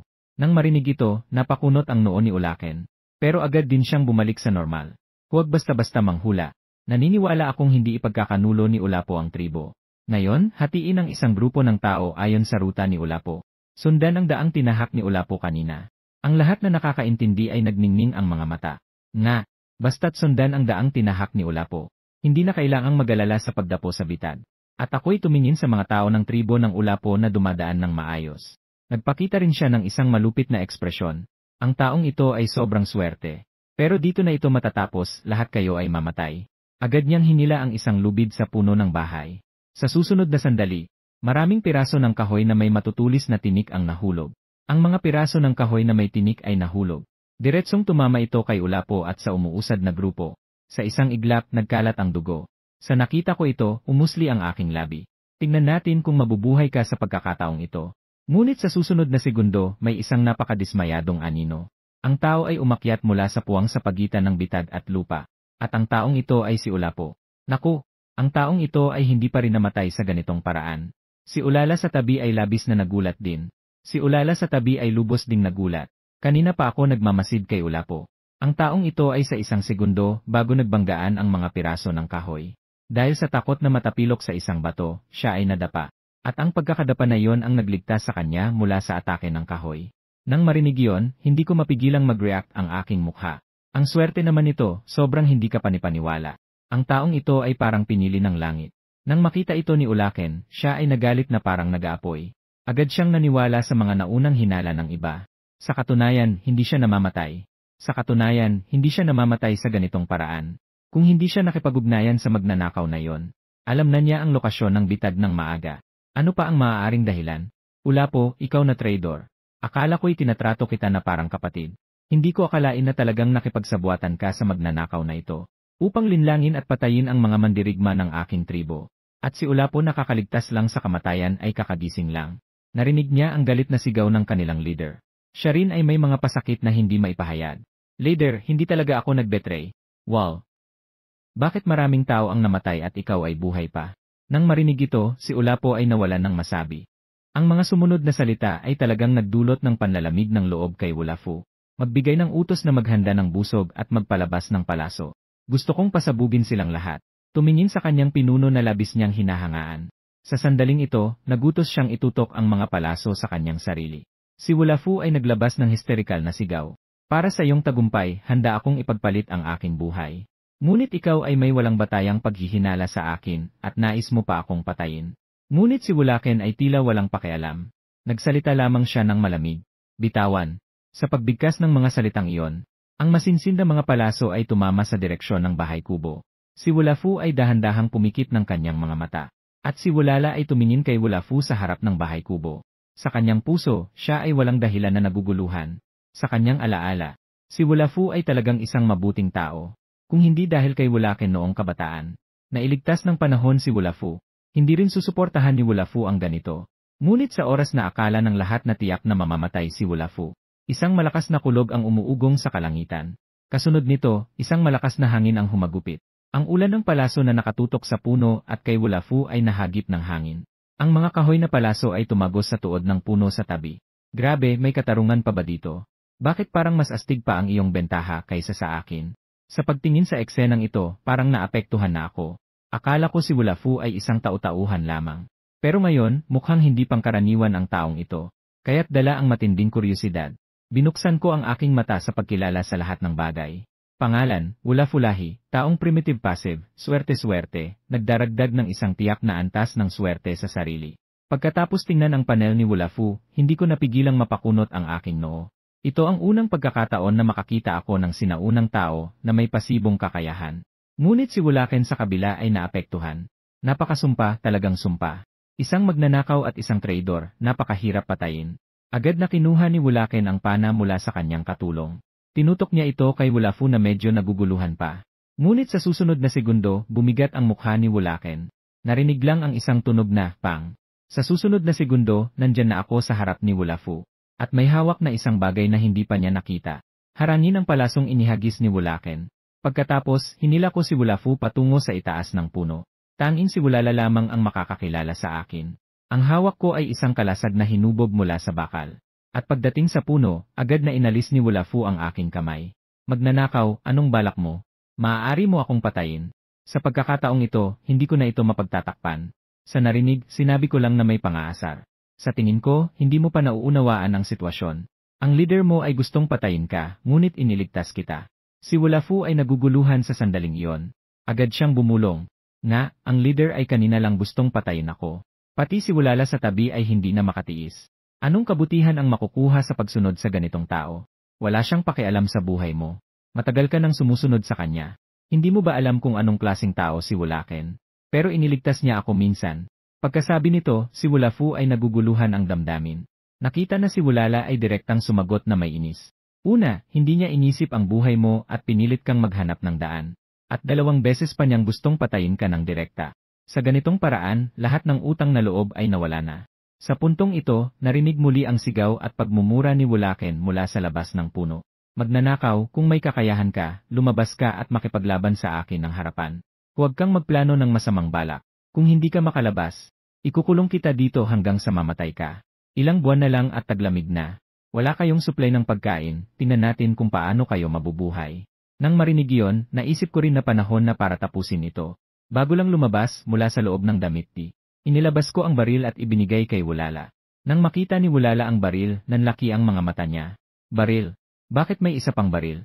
Ano ang ninakaw ni Mimi? At hindi ko na ito masyadong ipinaliwanag. Tumingin lang ako kay Wulafu sa tabi. Uuna akong lumabas para harapin si Wulaken. Kung may masamang balak ang taong ito, huwag magatubiling barilin siya at patayin. Nang makita ni Wulaken na lumabas ako sa puno, agad siyang nangaasar. Akala ko hindi ka lalabas. Huwag mong sabihing inaapi kita. Basta't lumabas ka sa lugar kung saan mo inilagay ang bitad. Bibigyan kita ng pagkakataong makaharap ako. Pero hindi inasahan ni Wulaken na lumabas ako sa bitad na parang wala akong pakialam. Nakita ito, lalo pang tumawa si Wulaken. Sige. Kung may tapang ka, harapin mo ang tapang mo. Magkakaroon tayo ng harapang laban. Pinapayagan kang gumamit ng anumang armas, kasama na ang iyong itim na kahon. Nang marinig ito, nagulat ang mga mandirigma ng tribo. May ilan pang sumigaw sa akin. Kung gagamitin mo ang itim na kahon para saktan ang aming pinuno, tiyak na hindi kami magdadalawang isip na sumugod at patayin ka. Maging ang mga tao na dati ay may mga puna kay Wulaken. Sa pagkakataong ito ay nagsimula ng kilalanin si Wulaken bilang pinuno. Sa katunayan, ang ipinakita ni Wulaken na katangian ng isang malakas na leader ay talagang madaling makumbinsi ang mga tao. Samantalang ako ay parang kumain ng langaw, sobrang nakakadiri. Sabi ko, hindi ka ba nahiya? Nakuha mo na ang itim na kahon, ano pang ginagaya mong dignidad? Pero bago pa makapag-reboot si Wulaken, ang mga taong hindi alam ang katotohanan ay nagsimula ng magalit. Iyay, akala mo ba ang pinuno ay katulad mo? Araw-araw ay alam lang magnakaw. Ganun nga, marumi ang puso. Lahat ng bagay ay marumi, at ngayon ay gusto pang siraan ang ating pinuno. At sa sandaling ito, naramdaman ni Wulaken ang suporta ng kanyang mga kababayan. Ang pakiramdam na iyon ay talagang nakakapagpasaya. Hindi na kailangan ng maraming salita, nakapagpasya na ako. Ang armas ay bahagi ng lakas. Nakatingin sa mga mandirigma ng kanyang tribo na gustong kumbinsihin. Mas lalo pang nagmalaki si Wulaken. Haha, ang mga tanga na ito ay hindi pa alam. Ang itim na kahon ay nasa aking mga kamay na. Ilang walang saysay na salita lang, ay makakapagpatibay sa posisyon ng aking pinuno. Talagang nakakatuwa. At pagkatapos ay nakita si Wulaken na humugot ng isang itim na kutsilyo. At ang itim na kutsilyo ay ang pangil na kutsilyo na ibinigay ko kay Wulala. Pagkatapos ay tiwala siyang nagsalita. Simulan na. Papatayin kita ng aking sariling kamay para sa paghihiganti ng aking yumaong kapatid. Ang salitang ito ay lalong nagpabuhay sa mga tao sa paligid. Tawag nila kay Wulaken na isang mabuting pinuno. Hindi ko pinansin ang mga tao sa paligid na nag-usap-usap. Ngunit may malamig na ekspresyon, inilabas ko ang bakal na kutsilyo mula sa aking bewang. Tignan ninyo, ang ibabaw ng kutsilyo ay napakakinis. Kahit na kayang ipakita ang paligid. Ano naman kung maganda, wala namang silbi. Sa ganitong uri ng sandata, halatang madali itong masira. Sa tingin ko, hindi ito makakatagal sa dalawang saksak ng pinuno at tiyak na masisira. Si Wulaken ay naakit din sa bakal na kutsilyo. Ngunit ang kanyang iniisip ay katulad ng iba. Ang kutsilyong ito ay maganda ngunit walang silbi. Nang makita ito, agad na nagsalita si Wulaken. Talagang napakakawawa mo. Wala ka man lang maayos na sandata. Ganito na lang, hayaan kitang sumaksak muna. Basta makagawa ka ng kahit kaunting marka sa aking baluti. Kahit na matalo ka mamaya, ililigtas pa rin kita. Sa isang iglap, nagulat ang lahat ng tao sa paligid. Hindi nararapat na ganyan ang trato ng pinuno sa ganitong tao. Ang antas ng pinuno ay hindi natin kayang maunawaan. Gusto niyang gamitin ang paraang ito para baguhin ang magnanakaw na ito. Talagang mapagpatawad ang pinuno. Nakikinig sa mga haka-haka ng kanyang mga tauhan. Pati si Wulaken ay sa isang sandali ay nakaramdam ng kakaiba. At ako naman ay hindi ko napigilang ngumiti. Ikaw ang nagsabi nito. Patuloy na sinabi ni Wulaken ng may dignidad. Sige, umatake ka lang, nangako akong hindi ako tatakas o iiwas. Siyempre, hindi rin basta-basta ang ginawa ni Wulaken. Ang kanyang baluti ay gawa sa mga tadyang ng isang hari ng baboy ramo. Napakatigas nito. At ano ang pakialam ko sa iniisip niya? Itinaas ko ang kutsilyo at tinaga si Wulaken. Sa oras na yon, si Wulaken ay nakaupo pa rin sa kanyang mga pangarap. Sa kanyang isipan, iniisip ang eksena na ako'y nakaluhod na humihingi ng awa. Habang iniisip ito, naalala niya ang mga eksena mula nang siya'y isinilang. Unang pagkakataon na makagawa ng pagkilos. Unang pagkakataon na manghuli. Unang pagkakataon na gumawa ng sariling sandata. Unang pagkakataon na humabol sa isang babae. Ay, hindi ba't iyon ang aking lola? Dumating ang aking lola para kunin ako. Biglang nakaramdam si Wulaken ng kakaiba. Kasunod nito, isang panlalamig ng loob ang bumalot sa kanya. Agad na nagulat si Wulaken. Ang malamig na pawis ay agad na tumakas sa likod. Ngunit nakita lamang ang isang malamig na liwanag na kumikislap. Ang matigas na baluti sa kanyang dibdib ay nahati. Pati ang mga damit na gawa sa balat ng hayop ay napunit. Sa mga sandaling iyon, tumutulo ang malamig na pawis kay Wulaken. Ang pakiramdam na malapit sa kamatayan ay masyadong totoo. Pati ang mga ilaw ng parangal ay lumitaw. Kung hindi siya nakatakas ng mabilis, baka ngayon ay nahati na siya sa dalawa. Habang ang lahat ay nagulat sa lakas ng talim, narinig nila ang aking kaunting nangaasar na pangaasar. Oh, hindi ba't siniguro mong hindi ka tatakas o iiwas? Bakit ang bilis mong nakatakas? Ikaw ay talagang masama, sinasadya mong ipakita ang kahinaan sa kaaway. Nais mong gamitin ito para sa masamang balak laban sa akin. Buti na lang mabilis ang aking reaksyon, kung hindi ay nahulog ako sa iyong bitad. Nakikinig sa napakamakapal na sagot ni Wulaken. Maging ako ay hindi maiiwasang humanga sa kanya. Hindi ka nagkakamali, di ba? Ikaw ang nagudyok sa akin na putulin ka. Ngayon ay sinasabi mong ako ang gumagamit ng masamang taktika. Ano bang klaseng bagay ito? Nang marinig ito, agad na umikot ang mga mata ni Wulaken at sinabi, kung ganon, pinayagan kitang putulin ako ng isang beses. Dapat mo rin akong payagan na putulin ka ng isang beses. Ikaw ang nagpilit na putulin kita. Hindi ko naman sinang-ayunan na pagkatapos kitang putulin ay papayagan kita. Bukod dito, ikaw mismo ang nagsabi na hindi ka tatakas o iiwas. Bakit bigla kang tumakas? Ang aking mga salita ay puno ng tuwirang pangaasar. Pinatahimik si Wulaken sa aking mga sinabi. Maging ang mga sinaunang tao na dati ay pumuri kay Wulaken. Sa pagkakataong ito, hindi na alam kung ano ang sasabihin. Pero si Wulaken, ayaw niyang huminto. Siguradong ang kutsilyong ito ay ninakaw mo mula sa langit. Kung hindi, paano magkakaroon ng ganitong kapangyarihan? Ang ganitong pagkilos ay talagang pandaraya. Ang ating naunang kasunduan ay hindi na mabilang. Pero inatake mo ako at tinaga ng isang beses. Siyempre, kailangan kong gumanti ng isang beses. Nakikinig sa kanyang walang hiya na pahayag, talagang napahanga ako. Talaga namang astig ka. Kaya mo pang ipaliwanag ito. Pero ang mga tao sa paligid, matapos marinig ang sinabi ni Wulaken, ay tila may katotohanan sa kanyang mga sinasabi. Kung hindi ito mga sandatang ninakaw mula sa langit, paano magkakaroon ng ganitong kapangyarihan? Nang maisip ito, ang mga sinaunang tao ay agad na tumayo ng tuwid. Ano ang halaga ng mga bagay na ninakaw mo? Sa isang patas na laban, naglalaro ka ng masamang balak, talagang nakakadiri. Nakatingin sa mga walang isip na sinaunang tao. Ako'y naguguluhan sa isang iglap. Sa mga sandaling iyon, si Wulaken ay bahagyang pumikit ang mga mata. Napansin kong tila wala ang atensyon ko sa aking sarili. Agad niyang itinaas ang baluktot na kutsilyo at tinaga ang aking ulo. Kaka! Nakita kong matatag na tumama ang kutsilyo ni Wulaken sa aking ulo. Ngunit ang inaasahang eksena ng pagkapunit ng aking utak ay hindi nangyari. Sa halip, ang baluktot na kutsilyo sa kamay ni Wulaken ay naputol sa dalawa. Hindi lamang ang mga sinaunang tao ang naguluhan, kundi pati si Wulaken mismo. At sa sandaling iyon, tinitigan ko ang naputol na kutsilyo at biglang nagalit. Kung inatake mo ako ng palihim, ayos lang.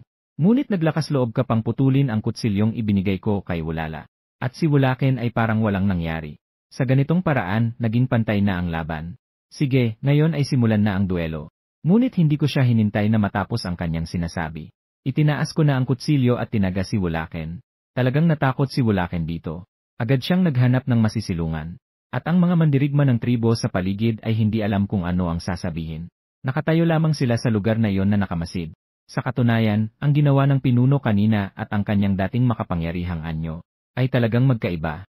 Sa anumang paraan, parang isang masamang tao na nagtatangkang sumalakay.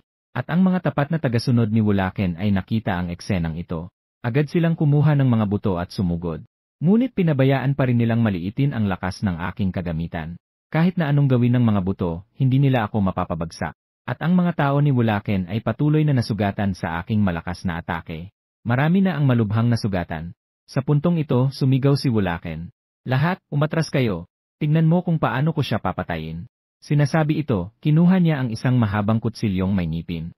Tumingin siya sa akin na may pagmamalaki. Wala nang bakas ng kanyang kaninang takot at pagkabalisa. Nang makita ang kanyang leader na naglabas ng dragon tooth blade, agad na umalis ang mga tiwala sa kanyang tabi. Sa katunayan, napakalakas ng sandata ng magnanakaw na ito. Marahil tanging ang kinikilala bilang tribo ng Wula. Ang dragon tooth blade na simbolo ng leader. Ang makakapagpatalo dito. Ngayon, tapos na siya, naglabas ang leader ng Dragon Tooth Blade. Ang Dragon Tooth Blade ay ginawa mula sa mga ngipin ng Tyrannosaurus. Tiyak na makakapagwasak ito sa kanyang depensa. Ang mga tiwala ay masiglang nagsabi. Nakita ang kabilang panig na napakakumpiyansa. Hindi ko maiwasang makaramdam ng pagkamausisa sa Dragon Tooth Blade. Ang Eye of All Things ay umandar. Armas, daga ng ngipin ng dragon materyales sa paggawa, ngipin ng Tyrannosaurus lizard. Sa katunayan, ito ay isang sandata na ginawa mula sa ngipin ng butiki. Ginawa itong napakaseryoso. Halos akala ko talaga ay ginawa ito mula sa ngipin ng Tyrannosaurus. Sa puntong ito, si Wulaken ay may nakakatakot na anyo. Ngayon, kukunin ko ang iyong buhay bilang alay. Sa isang iglap, ang tunog ng salpukan ng bakal na kutsilyo at dragon na pangil ay patuloy na umuusbong. At ako at si Wulaken ay naglalaban din ng may kapwa.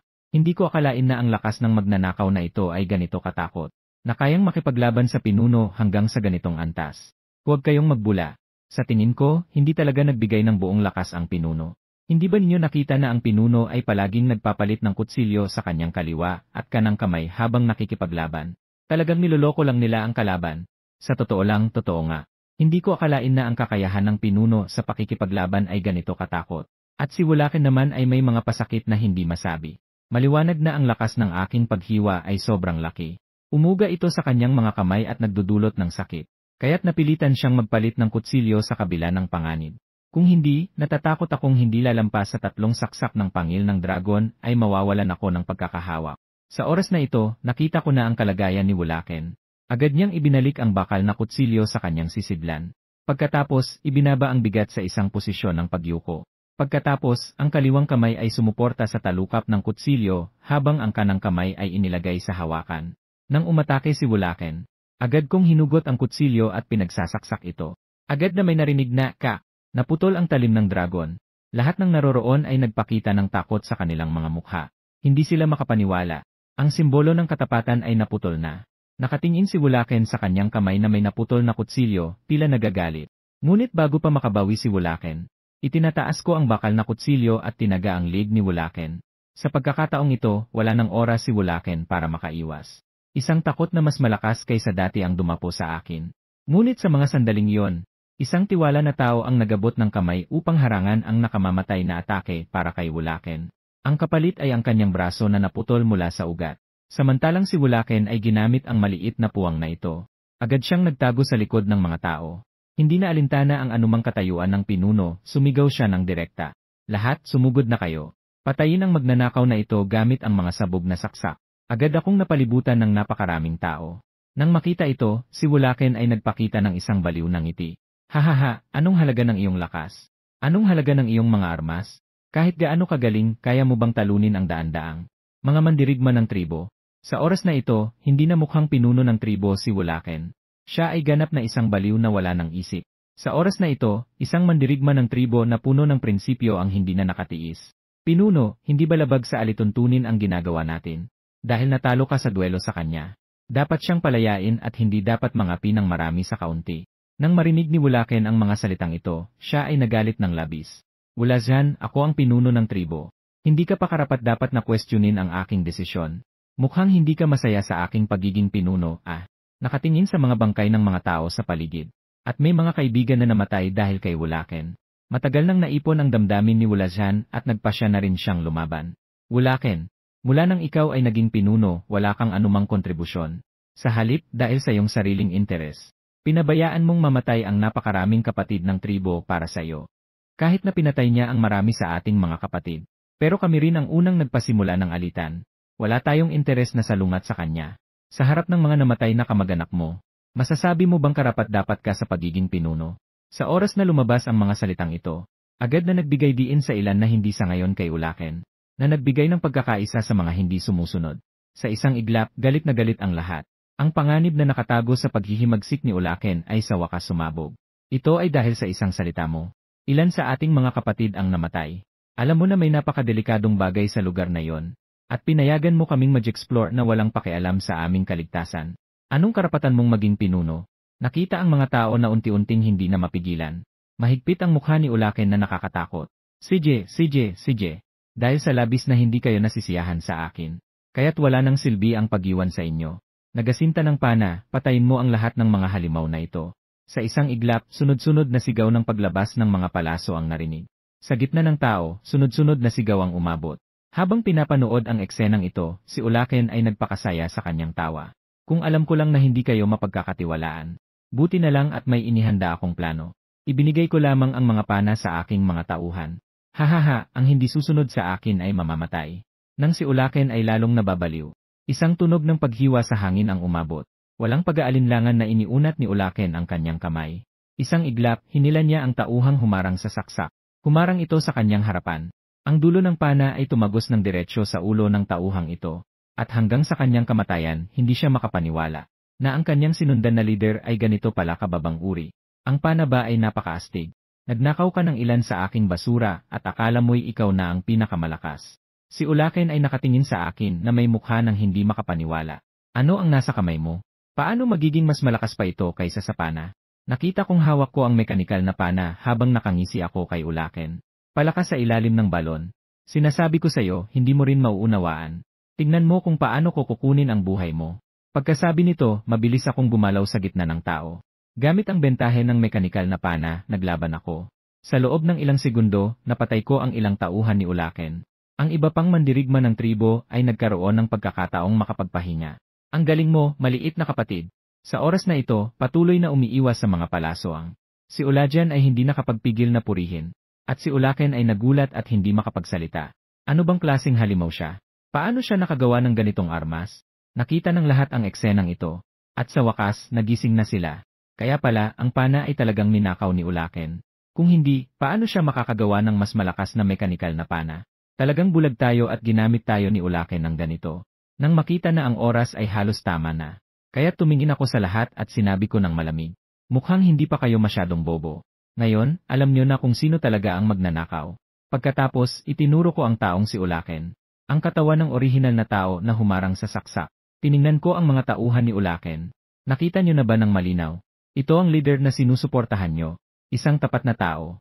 Mas pipiliing putulin ang braso kaysa hindi siya protektahan. Ginamit lang siya bilang panangga. May kinabukasan ba kayo sa pagsunod sa ganitong tao? Sa isang iglap, nagduda rin ang mga tauhan ni Wulaken. Ang mga palaso na handang ipapana ay nahulog sa lupa. Nakita ko si Ulaken na may nakatulalang mukha. Pinagtaksilan ng lahat, inabandona ng mga kamag-anak. Ulaken, natalo ka sa digmaing ito. Agad na tumingin si Ulaken sa kanyang mga tauhan na may pulang-pulang mga mata. Kayo, mga siraulong ito, naglakas loob kayong magtaksil sa akin. Ang mga tauhan sa paligid ay tahimik sa mahabang panahon. Matapos ang ilang sandali, may isang tao ang dahan-dahang nagsalita. Boss, hindi kami ang nagtaksil sa iyo, kundi ikaw ang nagtaksil sa amin. Sinundan ka namin sa paghihimagsik upang tulungan kang maging pinuno. Pero wala kang naidulot na mabuti para sa tribo. Sa halip, dahil sa iyo, maraming tao ang namatay. Sige na, iyon na lang. Aling matagumpay na tao ang hindi dumaan sa mga bangkay at dugo. Pero hindi mo dapat ginawa iyon. Hindi mo dapat nilapastangan ang aming katapatan. Tingnan mo si Afu. Sinuong ko ang panganib para tulungan kang mag-scout, pero itinuring mo lang akong traidor. At si Amao, ganoon na lang ang pagsamba niya sa iyo. Nang humarang siya sa saksak para sa iyo, hindi man lang siya kumurak. Nawalan pa siya ng sariling braso, pero hindi kanya sinisisi. Pero itinuring mo siyang kasangkapan para sa iyong mga pagkakamali. Hinarangan ang iyong sarili. Tingnan mong mabuti ang kanyang mga mata. Hanggang kamatayan niya, hindi pa rin siya makapaniwala na ganoon ang gagawin mo sa kanya. Pagkatapos magsalita, ang grupo ng mga tao na dati ay pinagkakatiwalaan ni Ulaken, ay isa-isang umatras sa tabi. Sige na, Ulaken. Paano mo gustong mamatay? Habang sinasabi iyon, unti-unti akong lumapit kay Ulaken. Ngunit bigla na lang si Ulaken ay nagsimulang tumawa ng parang nababaliw. Pagkatapos ay inilabas niya ang kanyang kamay mula sa kanyang dibdib. Kinuha ang isang itim na kahon. Ito ang baril na ninakaw ni Ulami. Nakita kong dahan-dahang itinutok ni Ulaken ang baril sa aking noo. Sa oras na yon, tinitigan ako ni Ulaken na puno ng kabaliwan. Patay na magnanakaw, sa wakas ay nagkamali ka rin. Nakalimutan mo na ang iyong itim na kahon ay nasa kamay ko pa, hahaha. Habang tinitignan ko si Ulaken, nilinis ko ang aking tainga. Hey, magingat sa mga salita. Huwag mo akong tawaging magnanakaw palagi. Sino ang magnanakaw? Wala ka bang kaalaman sa iyong puso? Nagnanakaw ka na naman ng aking pana at ng aking baril. Nakikita ang sitwasyon, si Ulaken ay parang basag na banga na walang pakialam. Ano ngayon? Gusto kong sirain ang iyong pangalan. Kung hindi dahil sa iyong pagdating, hindi ako tatanggalin ni Ulasyan. Si Ulala ay makakasama ko rin upang patatagin ang aking posisyon bilang pinuno. Ang pagdating ko sa ganitong sitwasyon ay buong-buong kasalanan mo. At ikaw ang nagdala sa akin sa ganitong kalagayan. Ano ngayon kung kumuha ako ng ilang bagay mula sa iyo? Sa narinig, ang mga tao sa paligid ay nag-react. Sa isang iglap, nagsimula silang mag-usap-usap. Kaya pala, si Ulaken ang patuloy na naninira sa akin. Ibig sabihin, ang lalaking ito ay hindi nagnakaw ng banal na apoy. Sa halip, siya ang makakapag-apoy ng banal na apoy. Ang mga kamanghamanghang sandatang ito ay ako rin ang gumawa. Maraming tao ang nagdaramdam sa kanilang puso. Kung hindi ko pinalayas ang lalaking ito mula sa tribo, ang tribo ng Ulaken ay magiging napakalakas ngayon. Nang marinig ko ang sinabi ni Ulaken, tumawa ako ng direkta. Sa mga gawin mong ito, gusto mo pang maging pinuno. Hindi ko alam kung aalisin ka ni Ulasyan o hindi. Pero si Ulala ay talagang mahilig sa hitsura. Maghanap ka man ng salamin, tingnan mo ang itsura mo. Kahit hindi ako magpakita, hindi ka pa rin niya papansinin. Sa narinig, hindi lang si Ulaken ang nagulat.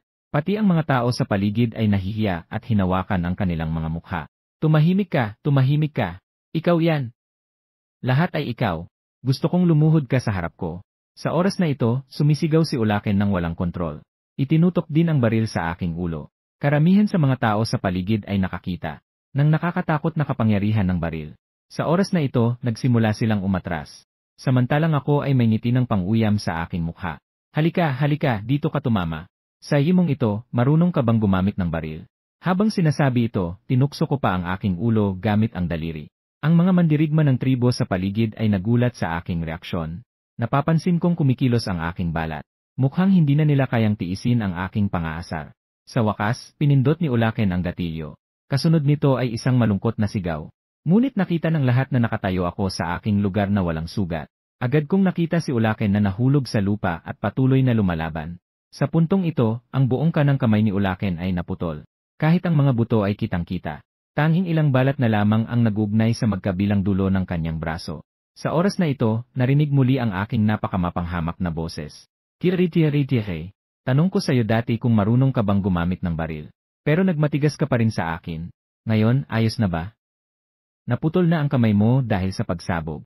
At si Ulaken ay humahawak sa kanyang kamay na puno ng dugo. Ang kanyang braso ay nakasandal sa malaking puno. Ang kanyang mukha ay naging labis na pangit at baluktot dahil sa sakit. Naglakas loob kang humarang sa akin. Hindi kita palalampasin. Akala mo ba wala akong lihim? Nakita ang galit ni Ulaken sa kanyang kawalang kakayahan. Nagbukas ako ng bibig na may pagdududa. Ngayon mo lang naisip, ang peking baril na ito ay sinadya kong ipahiram sa'yo. Tanga ka ba? Parang may umuugong sa isip mo, hindi ba? Sabihin ko sa iyo ang totoo. Ito ay isa pang baril na ginawa ko. At bahagya lang akong gumawa ng kaunting pagbabago. Para lang masilayan ang sandaling ito. Kaya't nasayang ang isang bala ko para dito. Talagang nakatipid ka. Sige, sinabi ko na sa iyo ang katotohanan. Ngayon, magpatuloy ka na ng walang alalahanin. Habang sinasabi ito, kinuha ko ang kutsilyong bakal sa lupa. Sino ang mag-aakalang sa oras na ito? Isang lalaking leon ang biglang tumalon. At tumama ito sa akin ng isang pangpang. Nakita ko ito, agad kong itinataas ang kalasag upang humarang. Ngunit naitulak pa rin ako ng pangpang na ito ng ilang metro palayo. At ang iba ay nakatingin sa leong biglang lumabas. Mukhang hindi sila makapaniwala. Paano posible na may leon sa lugar na ito? Pero ako, agad kong napansin na may kakaiba sa leon. Agad akong sumigaw sa paligid. Sino? Kung naglakas loob kang dumating, natatakot ka bang magpakita? Biglang may tunog ng palakpakan mula sa isang puno. Nakita kong may isang tao na nakatayo sa sanga ng puno at pumapalakpak. Magaling, magaling. Ang iyong kakayahan at lakas ay talagang kahanga-hanga. Nakayanan mong tiisin ang isang atake mula sa Shiwan Shai. Talagang may mayari ang leong ito. Nang makita kong may nakatali sa balahibo ng leon, ng balat ng hayop, nahulaan ko na. Sa katunayan, hindi naman nagtatali ng balat ng hayop ang leon. Sa mga sandaling iyon, humawak ang misteryosong lalaki sa isang baging. Napakasuwabe niyang bumaba sa lupa. Nang panahong iyon, nakita ng lahat ang mukha ng taong ito. Siya ay kamukha ni Ulaken ng 6 o 7 bahagi. Kahit ako na nasa tabi ay hindi nakapagpigil na magulat. Tumingin ako sa mukha ng taong ito at kay Ulaken.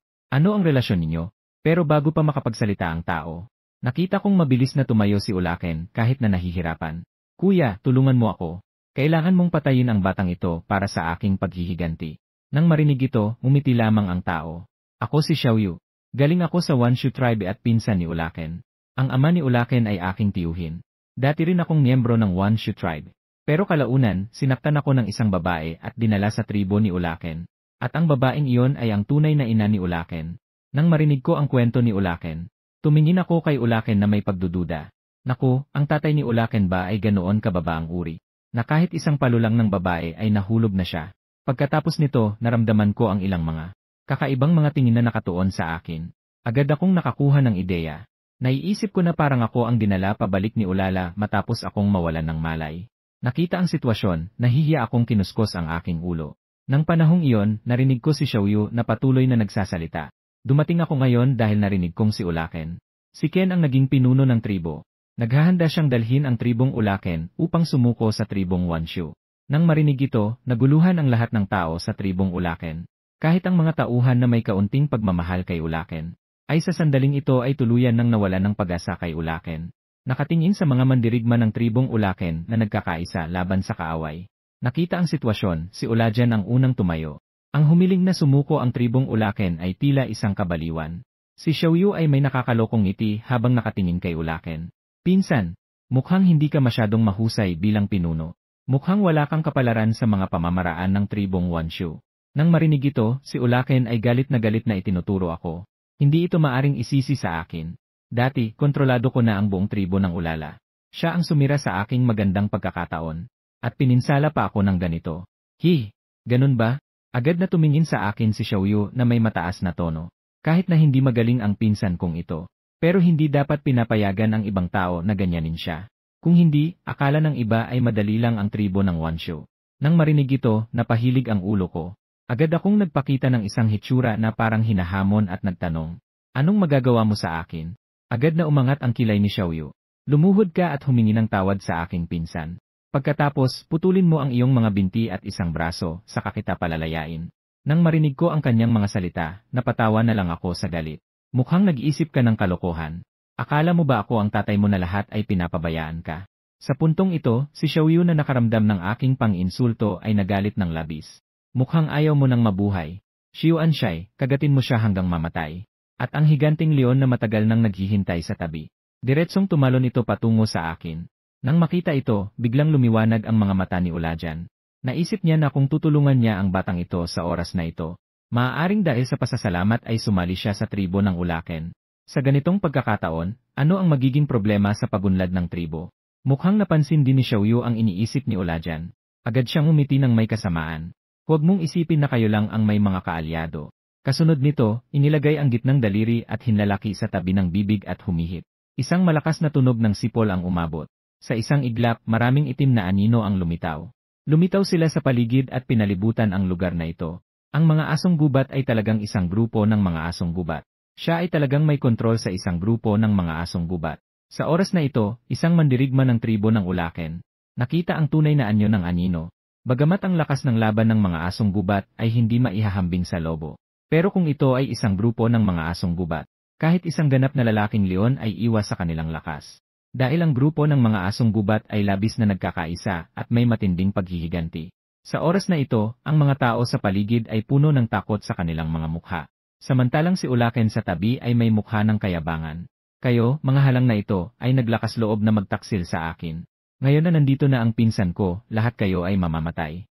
Si Xiaoyu sa tabi, bagamat hindi kasing yabang ni Ulaken. Ngunit ang kanyang mapagmataas na anyo ay hindi maitatago. Wala ring pagtutol sa sinabi ni Ulaken. Bagamat palagi niyang nilalayuan ang pinsan na ito na nagmula sa ibang linya. Pero sa huli, sila ay mula sa iisang pamilya. Siyempre, hindi papayag na ang mga mababang uri ng tribo ay mangapi. Sa pagkatapos ng kanyang sinabi, ang ilang mga walang prinsipyo ay agad na lumuhod sa lupa. Humihingi ng tawad sa direksyon ni Ulaken at Xiaoyu. Pinuno, kami ay tapat na tapat sa inyo. Lahat ito ay paghihimagsik na pinasimulan ni Ulajan. Napilitan lang din kami. Nga, Pinuno. Sa puso namin, palagi kaming nakatayo sa inyong panig. Sa pagkakataong ito, hindi na nakatiis si Ulajan. Agad siyang nagalit at sinabihan ang mga tao. Kayo na mga nag-aalangan ay talagang nagpapahiya sa tribo. Nawalan na ng mukha ang tribo dahil sa inyo. Sa pagkakataong ito, muling nagsalita si Xiaoyu na nanonood sa tabi. Ngayon, bibigyan ko kayo ng pagkakataon. Kung kayo ay muling magiging tapat sa aking pinsan, palalampasin ko kayo. Nang marinig ito, agad na nagkunot ng noo si Ulaken. Pinsan, ang mga taong ito ay lahat ng nagtaksil sa akin. Paano pa sila magiging kapakipakinabang? Sa palagay ko, dapat silang lahat ay patayin. Nang lumabas ang mga salitang ito mula kay Ulaken, ang lahat ay hindi maiwasang magmukhang masama. At si Xiaoyu ay mabilis na napansin ang pagbabago sa paligid ng tao. Hindi ko maiwasang murahin si Ulaken ng si Bobo. Agad siyang nagsalita ng may seryosong mukha. Pinsan, ikaw ay isang pinuno na ng tribo ngayon. Dapat ay may kakayahang tumanggap ng iba. Hindi ba't gusto mong dalhin ang tribong Ulakan sa pagsuko? Ngayon, patayin mo silang lahat. Hindi ka ba magiging isang walang silbi na pinuno? Sa oras na yon, huwag mong sabihin tatanggapin ka ng tribong Wanshu. Kahit ang lolo mo, hindi ka makakapasa sa kanya. Nang marinig ito, si Ulaken ay nagulat. Agad siyang tumingin kay Xiaoyu na may ngiti. Pinsan, tingnan mo ang sinasabi mo. Ngayon, kontrolado mo na ang buong grupo ng mga asong gubat. Ang susunod na posisyon bilang pinuno ng tribong Wanshu ay tiyak na iyo. Sa oras na yon, tulungan mo lang akong magsalita ng maganda. Ngayon, naisip na ni Ulaken ang susi dito. Sa wakas, may mga tauhan na siya kaya't may lakas ng loob. Pagkatapos, sumigaw siya sa lahat. Dahil nagsalita na ang pinsan ko. Kung nais niyong muling maging tapat sa akin, kailangan niyong manumpa sa langit na hindi kayo kailanman tatalikod. Sa ganitong paraan, bibigyan ko kayo ng pagkakataon. Nang marinig ito, ang dating mahigpit ang mukha na tagasunod. Agad siyang nagpalit ng ekspresyon. Nakaluhod siya sa harap ni Ulaken na may ngiti sa mukha. Sabay-sabay nilang itinuro ang kanilang mga daliri sa langit at nagsabi, kami ay nanunumpa sa langit. Mula ngayon, tanging kay Ulaken lamang kami magiging tapat. Kung sino man ang tatalikod ay tiyak na kakagatin ng mga hayop hanggang sa mamatay. Sa katunayan, lahat ng ito ay may kanya-kanyang balak. Basta't makakapit sa Wanshu na tribo, tiyak na makikilala ang mas maraming makapangyarihang tao. Sa oras na yon, maaari na siyang sipain palayo si Ulaken. Si Ken, ang taong walang kinabukasan na ito. Basta't kailangan maging aso. Siyempre, kailangan pumili ng mas makapangyarihang amo. Pero hindi alam ni Ulaken ang lahat ng ito. Nakita si Ulaken na kontento at tumango. Agad siyang tumingin kay Ulazan na may mukha ng pagwawalang bahala. Mukhang handa kayong labanan hanggang kamatayan. Tumingin sa magulong kalagayan ni Ulaken. Si Ulazan ay simpleng ngumisi. Gusto mong kami sumuko sa'yo. Kaya mo ba? Kung gusto mo ng laban, makipaglaban ka. Kahit mamatay ako, hindi ako makikisama sa mga tulad mong maliit. Sa ganitong paginsulto, agad na nagalit si Ulaken. Ngunit nagambala siya ni Xiaoyu na nakatayo sa tabi niya. Magaling ka, may prinsipyo ka. Dahil ayaw mong sumuko sa aking pinsan. Kaya't bibigyan kita ng isa pang pagkakataon ngayon. Basta't sumuko kayo sa akin. Maaari ko rin kayong patawarin. Nang marinig ito, agad na nadismaya si Ulaken. Pinsan, anong nangyari? Pero hindi pa siya natatapos magsalita. Ang sumalubong sa kanya ay isang sampal mula kay Bestial na Yu. Iayos mo ang iyong sariling posisyon. Nang makita ang malamig na tingin ni Bestial na Yu, dito lang naisip ni Ulaken. Agad niyang inayos ang kanyang saloobin at nagsalita. Alam kong nagkamali ako. Pinsan, hindi ko dapat sinabi yon. Ang mga sumuko dati na nakita ito. Agad silang nagkaroon ng panghihinayang. Kung alam ko lang, nagarte na ako. Sa ganitong paraan, makakapitan ko na agad ang hita ni Bestial na Yu. Sa mga sandaling iyon, isang malaking itim na anino ang lumipad papunta sa kanila. Diretso itong tumama sa mga paa ni Bestial na Yu. Nang tingnan ng mabuti, ito ay ang pinagmulan ng leon ni Bestial na Yu. Kasunod nito, isang mapanlait na boses ang narinig. Mukhang hindi mo lang ako kayang talunin. Pati na ang iyong haluhalong balahibong leon ay hindi makakasakit sa akin. Nang marinig ito, ang pinagmulan ng leon ay handang lumaban muli. Sa oras na ito, si Bestial na Yu ay nagsalita. Huminto ang pinagmulan ng leon. Hindi ka ang kanyang kalaban. At hindi niya napigilan ang sarili na pumalakpak. Talagang napakahusay mo. Napakahusay na kahit ako'y nahihirapan na patayin ka. Kung handa kang sumuko sa akin. Isang tulong upang makuha ko ang posisyon bilang tagapagmana ng pinuno ng tribo ng mga halimaw. Kapag ako'y naging tagapagmana ng tribo ng mga halimaw, nangako ako sa iyo na ikaw ay pangalawa sa pinakamataas. At si Ulaken ay nabigla nang marinig ang salitang ito. Pinsan, siya ang nagdulot sa akin ng pagkakaputol ng isang kamay. Ngunit sa pagkatapos ng kanyang sinabi, nakita niya ang mga mata ni Bestial na Yu na may bahid ng pumatay. Sa isang laban, maraming buto ang natutuyot. Kahit na ikaw ay aking kamag-anak. Kung may lakas ng loob kang humadlang sa akin, hindi ako magdadalawang isip na ipadala ka sa iyong daan. Agad na ibinaba ni Ulaken ang kanyang ulo at hindi naglakas loob na magsalita. At ako'y nagsalita na may bahid ng kasiyahan. Ang salitang ito ay totoo. Ngunit hindi ko gusto na ako'y nakadapa. Sa wakas, mahirap kumilos kapag may nakadapa sa iyo. Mas gusto ko ang posisyon sa itaas. Pagkatapos sabihin yon, nagbigay pa siya ng tingin na alam mong ibig sabihin. Nalito ng husto si Ulazan na nakatayo sa tabi. Anong ibig mong sabihin sa itaas at ibaba? Ano bang sinasabi ng taong ito, parang may kakaiba?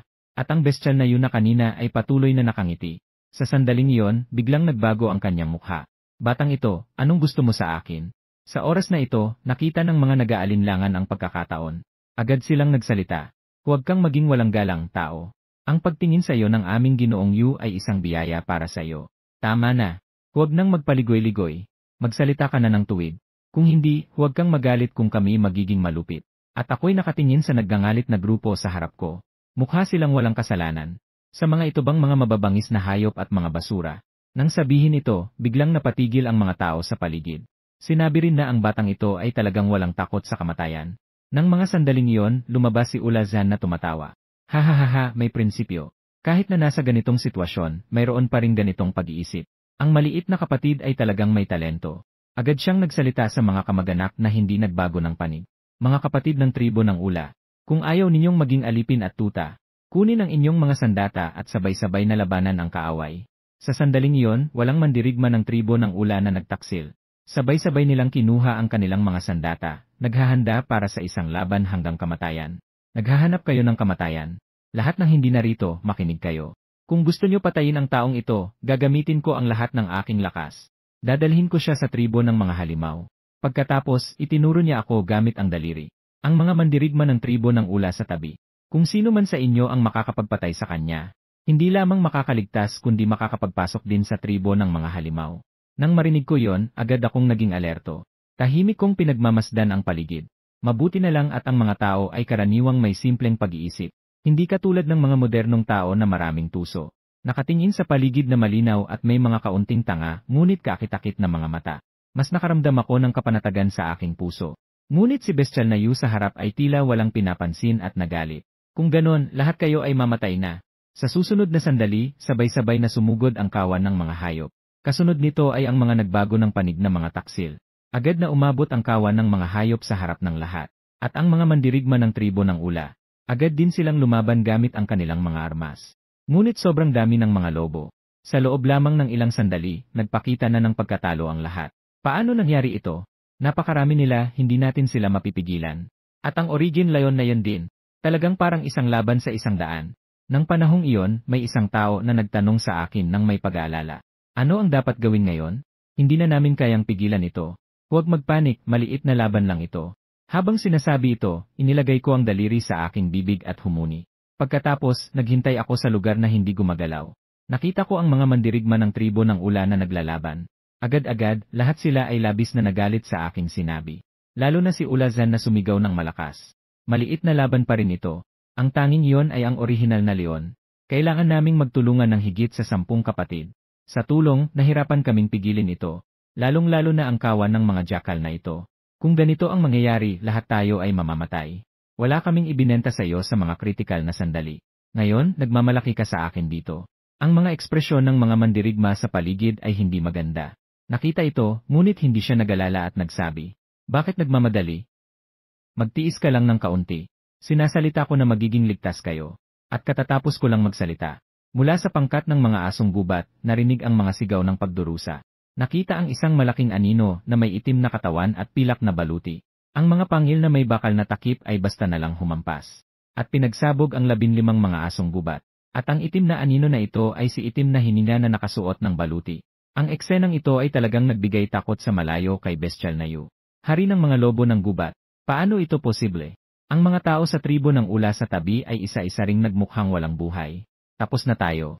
Paano nagkaroon ng hari ng mga lobo dito? Tiyak na mamamatay tayo ngayon.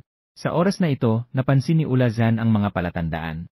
Huwag magpanik, mukhang ang lobo na hari na ito ay nandito para tulungan tayo. At sa oras na ito, ako na nagkunwari ay talagang nasiyahan. At sa oras na ito, ako na nagkunwari ay talagang nasiyahan. Itim na tuta. Patayin silang lahat, walang maiiwan. Pagkatapos ay nakita si itim na tuta na direktang sumugod sa grupo ng mga asong gubat. Sa malalakas na atake, hindi mabilang. Ang lahat ng mga asong gubat ay namatay sa kanyang mga pangil. Sa pagkakita sa sitwasyong ito, ang lahat ng naroroon ay nagpakita ng pagkabigla. Siya ay nakapagamo ng isang Xuanwu Wolf King. Iyon ay isang kakaibang uri mula sa gubat. Hindi ako nananaginip, di ba? At sa oras na ito, si Ulaken ay may mukha ng hindi makapaniwala. Impossible. Ang tuta ba na yon ay hindi na ba namatay dahil sa pagkapunit ng bituka? Paano ito naging ganito kalaki? Pati si Bestial na Yu ay hindi na makapagpigil. Agad siyang sumigaw sa gitna ng labanan. Huwag magpanik. Kahit na ang kanilang individual na lakas ay higit na mataas sa atin. Ngunit ang bilang ay isang nakamamatay na kahinaan. Ang kalamangan ay nasa atin pa rin. Xiuandon, ikaw ang direktang umatake sa Xuanwu Wolf King. Ang natitirang mga asong gubat ay maghihintay ng tamang tiyempo sa paligid. Ang Xiuan Leon na tumanggap ng utos ay agad na naglunsad ng matinding atake. Ngunit hindi talaga makalusot ang atake sa baluti ng itim na tuta. Ang mga asong gubat na umaatake sa paligid. Wala talagang magagawa ang mga ito sa baluti ng itim na tuta. Nakita ng mga hayop na hindi makuha ang itim na tuta. Agad na nagbigay ng utos si Bestial na Yu sa lahat ng mga mabangis na hayop. Kung hindi natin kayang sirain ang kanyang depensa, huwag na tayong umatake. Lahat ay nagtipon sa kanyang katawan upang siya ay pigilin. Sa wakas, matapos sapakin ni Black Cub ang mahigit 10 jackal ng sunod-sunod. Nakakita ng pagkakataon ang unang leon. Pagkatapos, bigla siyang tumalon sa likod ng itim na tuta. Ang iba pang mga asong gubat ay naghintay ng tamang tiyempo upang umatake. At habang pinapanood ko ang eksenang ito, hindi ko maiwasang tumawa. Mukhang napilitang walang ibang paraan ang taong ito dahil sa itim na tuta. Kailangan niyang gumamit ng ganitong mga bata na trick upang pigilan ang itim na tuta. Sa sandaling ito, muling nag-utos si Shuyu sa mga wallflower na nagtaksil kanina. Makinig kayong lahat sa akin. Kahit tao hayop, lahat ay umatake. Siguraduhing patayin ang lahat sa kabila bago makaalis ang ganitong uri ng lobo. Patayin ang lahat ng tao sa kabila. Walang magagawa. Ang presyon na dulot ng itim na tuta ay sobrang laki. Si Bestial na Yu ay wala ng ibang maisip na paraan para masolusyonan ito. Kung hayaan ang itim na tuta na maglakbay sa larangan ng digmaan, baka ang buong kawan ng mga jackal at ang Origin Leon ay hindi sapat para talunin si Black Cub. At si Ulaken at ang mga nag-aalinlangan ay nakita ang pagkakataon. Sila ay sabik na tumakbo patungo sa mga tao ng tribo ng ula at sa aking direksyon. Hindi nila nalimutan ang pangako ni Bestial na Yu dati. Sinumang pumatay sa akin ay tiyak na magumpisa ng laban. At nang makita ang ilang mga nag-aalinlangan na tumutulong sa grupo ng mga asong gubat, na may hawak na mga sandatang buto na papalapit sa akin. Ngunit ibinalik ko ang hawak kong bakal na kutsilyo. At pagkatapos ay sinabi ko sa kanila na may matinding panguyam. Alam niyo lang na ang Xuanwu Wolf King ay isang kakaibang uri sa gubat. Ngunit huwag niyong kalimutan ang isa pa nitong pangalan. Nang marinig ito, biglang parang may naisip si Bestial na Yu. Agad na nagpakita ng takot at nagsalita siya. Pinuno ng lahi ng mga lobo ang Xuanwu Wolf King. Pagkatapos ay nakita ang mga itim na anino na lumilipad sa gubat. Sa isang sandali, ang dimabilang na mga sinaunang higanting lobo ay lumabas. Agad na pinabagsak ang bagong grupo na walang kapantay na puwersa. Sa oras na ito, ang mga mandirigma ng tribo ng ula ay labis na nabigla sa tanawing ito. Tayo ay naligtas. Diyos ko, kaya niyang kontrolin ang kawan ng mga lobo, at ang kanyang mga pambihirang kagamitan. Siya ba ay isang mensahero ng Diyos? Pati ang matandang ulazan ay nabigla sa tanawing ito. At sa oras na ito, ang ilang tao na nais akong patayin para sa kapurihan, ay pinatumba ng mga higanting lobo at humihingi ng awa. At ako ay simpleng umiti ng malamig. Matagal ko na kayong binigyan ng pagkakataon. At ngayon, akala nyo ba ay iwan ko ang banta para sa hinaharap? Sa isang utos ko, agad na narinig ang mga sigaw ng ilang tao na kinakagat ng higanting lobo. Sa sandaling ito, nakawala na rin si Black Cub mula sa panunupil ng Origin Lion at ng kawan ng mga jackal. Agad siyang tumingala at umungal ng malakas. Pagkatapos, itinaas niya ang kanyang mga pangil na nakasuot ng bakal. At tinaga niya ito ng malakas sa laon ng pinagmulan. At ang pangil na iyon ay agad na pumatay sa laon ng pinagmulan. Pagkatapos, isa pang malinaw na huni ng lobo ang narinig, at sumali na rin ito sa labanan. Sa puntong ito, hindi na nagatubili ang kawan ng mga lobo. Agad nilang pinatay ang lahat ng kanilang mga target na nahulog. Sa isang iglap, ang mga sigaw ng tao at ng mga bilanggo ay hindi na natigil. At ang buong kawan ng mga asong gubat ay madaling napuksa ng mga lobo. Ngunit sa oras na ito, napansin ko ang isang purong puting higanting lobo mula sa sinaunang panahon. Habang pinipilit kong alalahanin kung mayroon bang ganitong lobo sa nakaraang kawan ng mga lobo, ang mabangis na sigaw ni Bestial na Yu ay humadlang sa aking mga iniisip. Hindi ito totoo. Ang aking posisyon bilang pinuno, hindi ito totoo. Walang nakakaalam na ganito ang magiging resulta. Isang simpleng pagsasama lamang ng isang tribo ng ula. Ngunit hindi ko inasahan na ito ay magiging isang malaking sakuna, at si Ulaken na may putol na braso, ay nakatungtong sa tabi, nanginginig sa takot. Nasaan na ang dating anyo ng tagapagmana ng pinuno ng tribo ng ula? Tumingin kay Ulaken sa tabi. Si Bestial na Yu ay hindi na makapagpigil ng galit. Lahat ng ito ay dahil sa'yo, isang inutil, na nakapagpasiklab sa ganitong nakakatakot na nilalang. Ang lahat ng aking pinagsikapan sa loob ng maraming taon ay nawasak dahil sa'yo. Kagalang-galang na nakatatandang pinsan. Tayo ay tumakas na. Sa mga sandaling iyon, si Bestial na Yu na nagagalit kay Ulaken, ay biglang nahadlangan ng isang pamilyar na boses. Saan pa kayo pupunta? Sa puntong iyon, si Bestial na Yu ay napagtanto.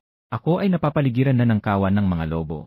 Ang mga tao sa paligid ng tribo ng ula ay nakatingin ng may pagdududa. At ako ay nakatingin ng masigasig kay Bestial na Yu.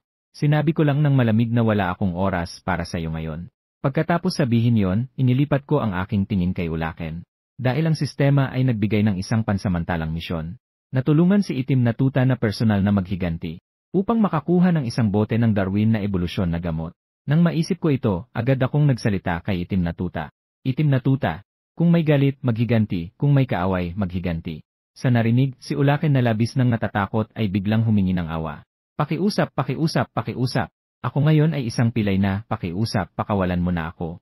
Pagkatapos ay lumuhod siya at nagpakasakit sa pagyuko. Sa oras na yon, biglang nagsalita si Bestial na Yu sa tabi. Inamin ko na sa pagkakataong ito, tayo ay natalo. Pero hindi ganoon kadali ang gusto mong patayin kami. Pagkatapos sabihin yon, agad na iniunat ni Bestial na Yu ang kanyang kamay pataas.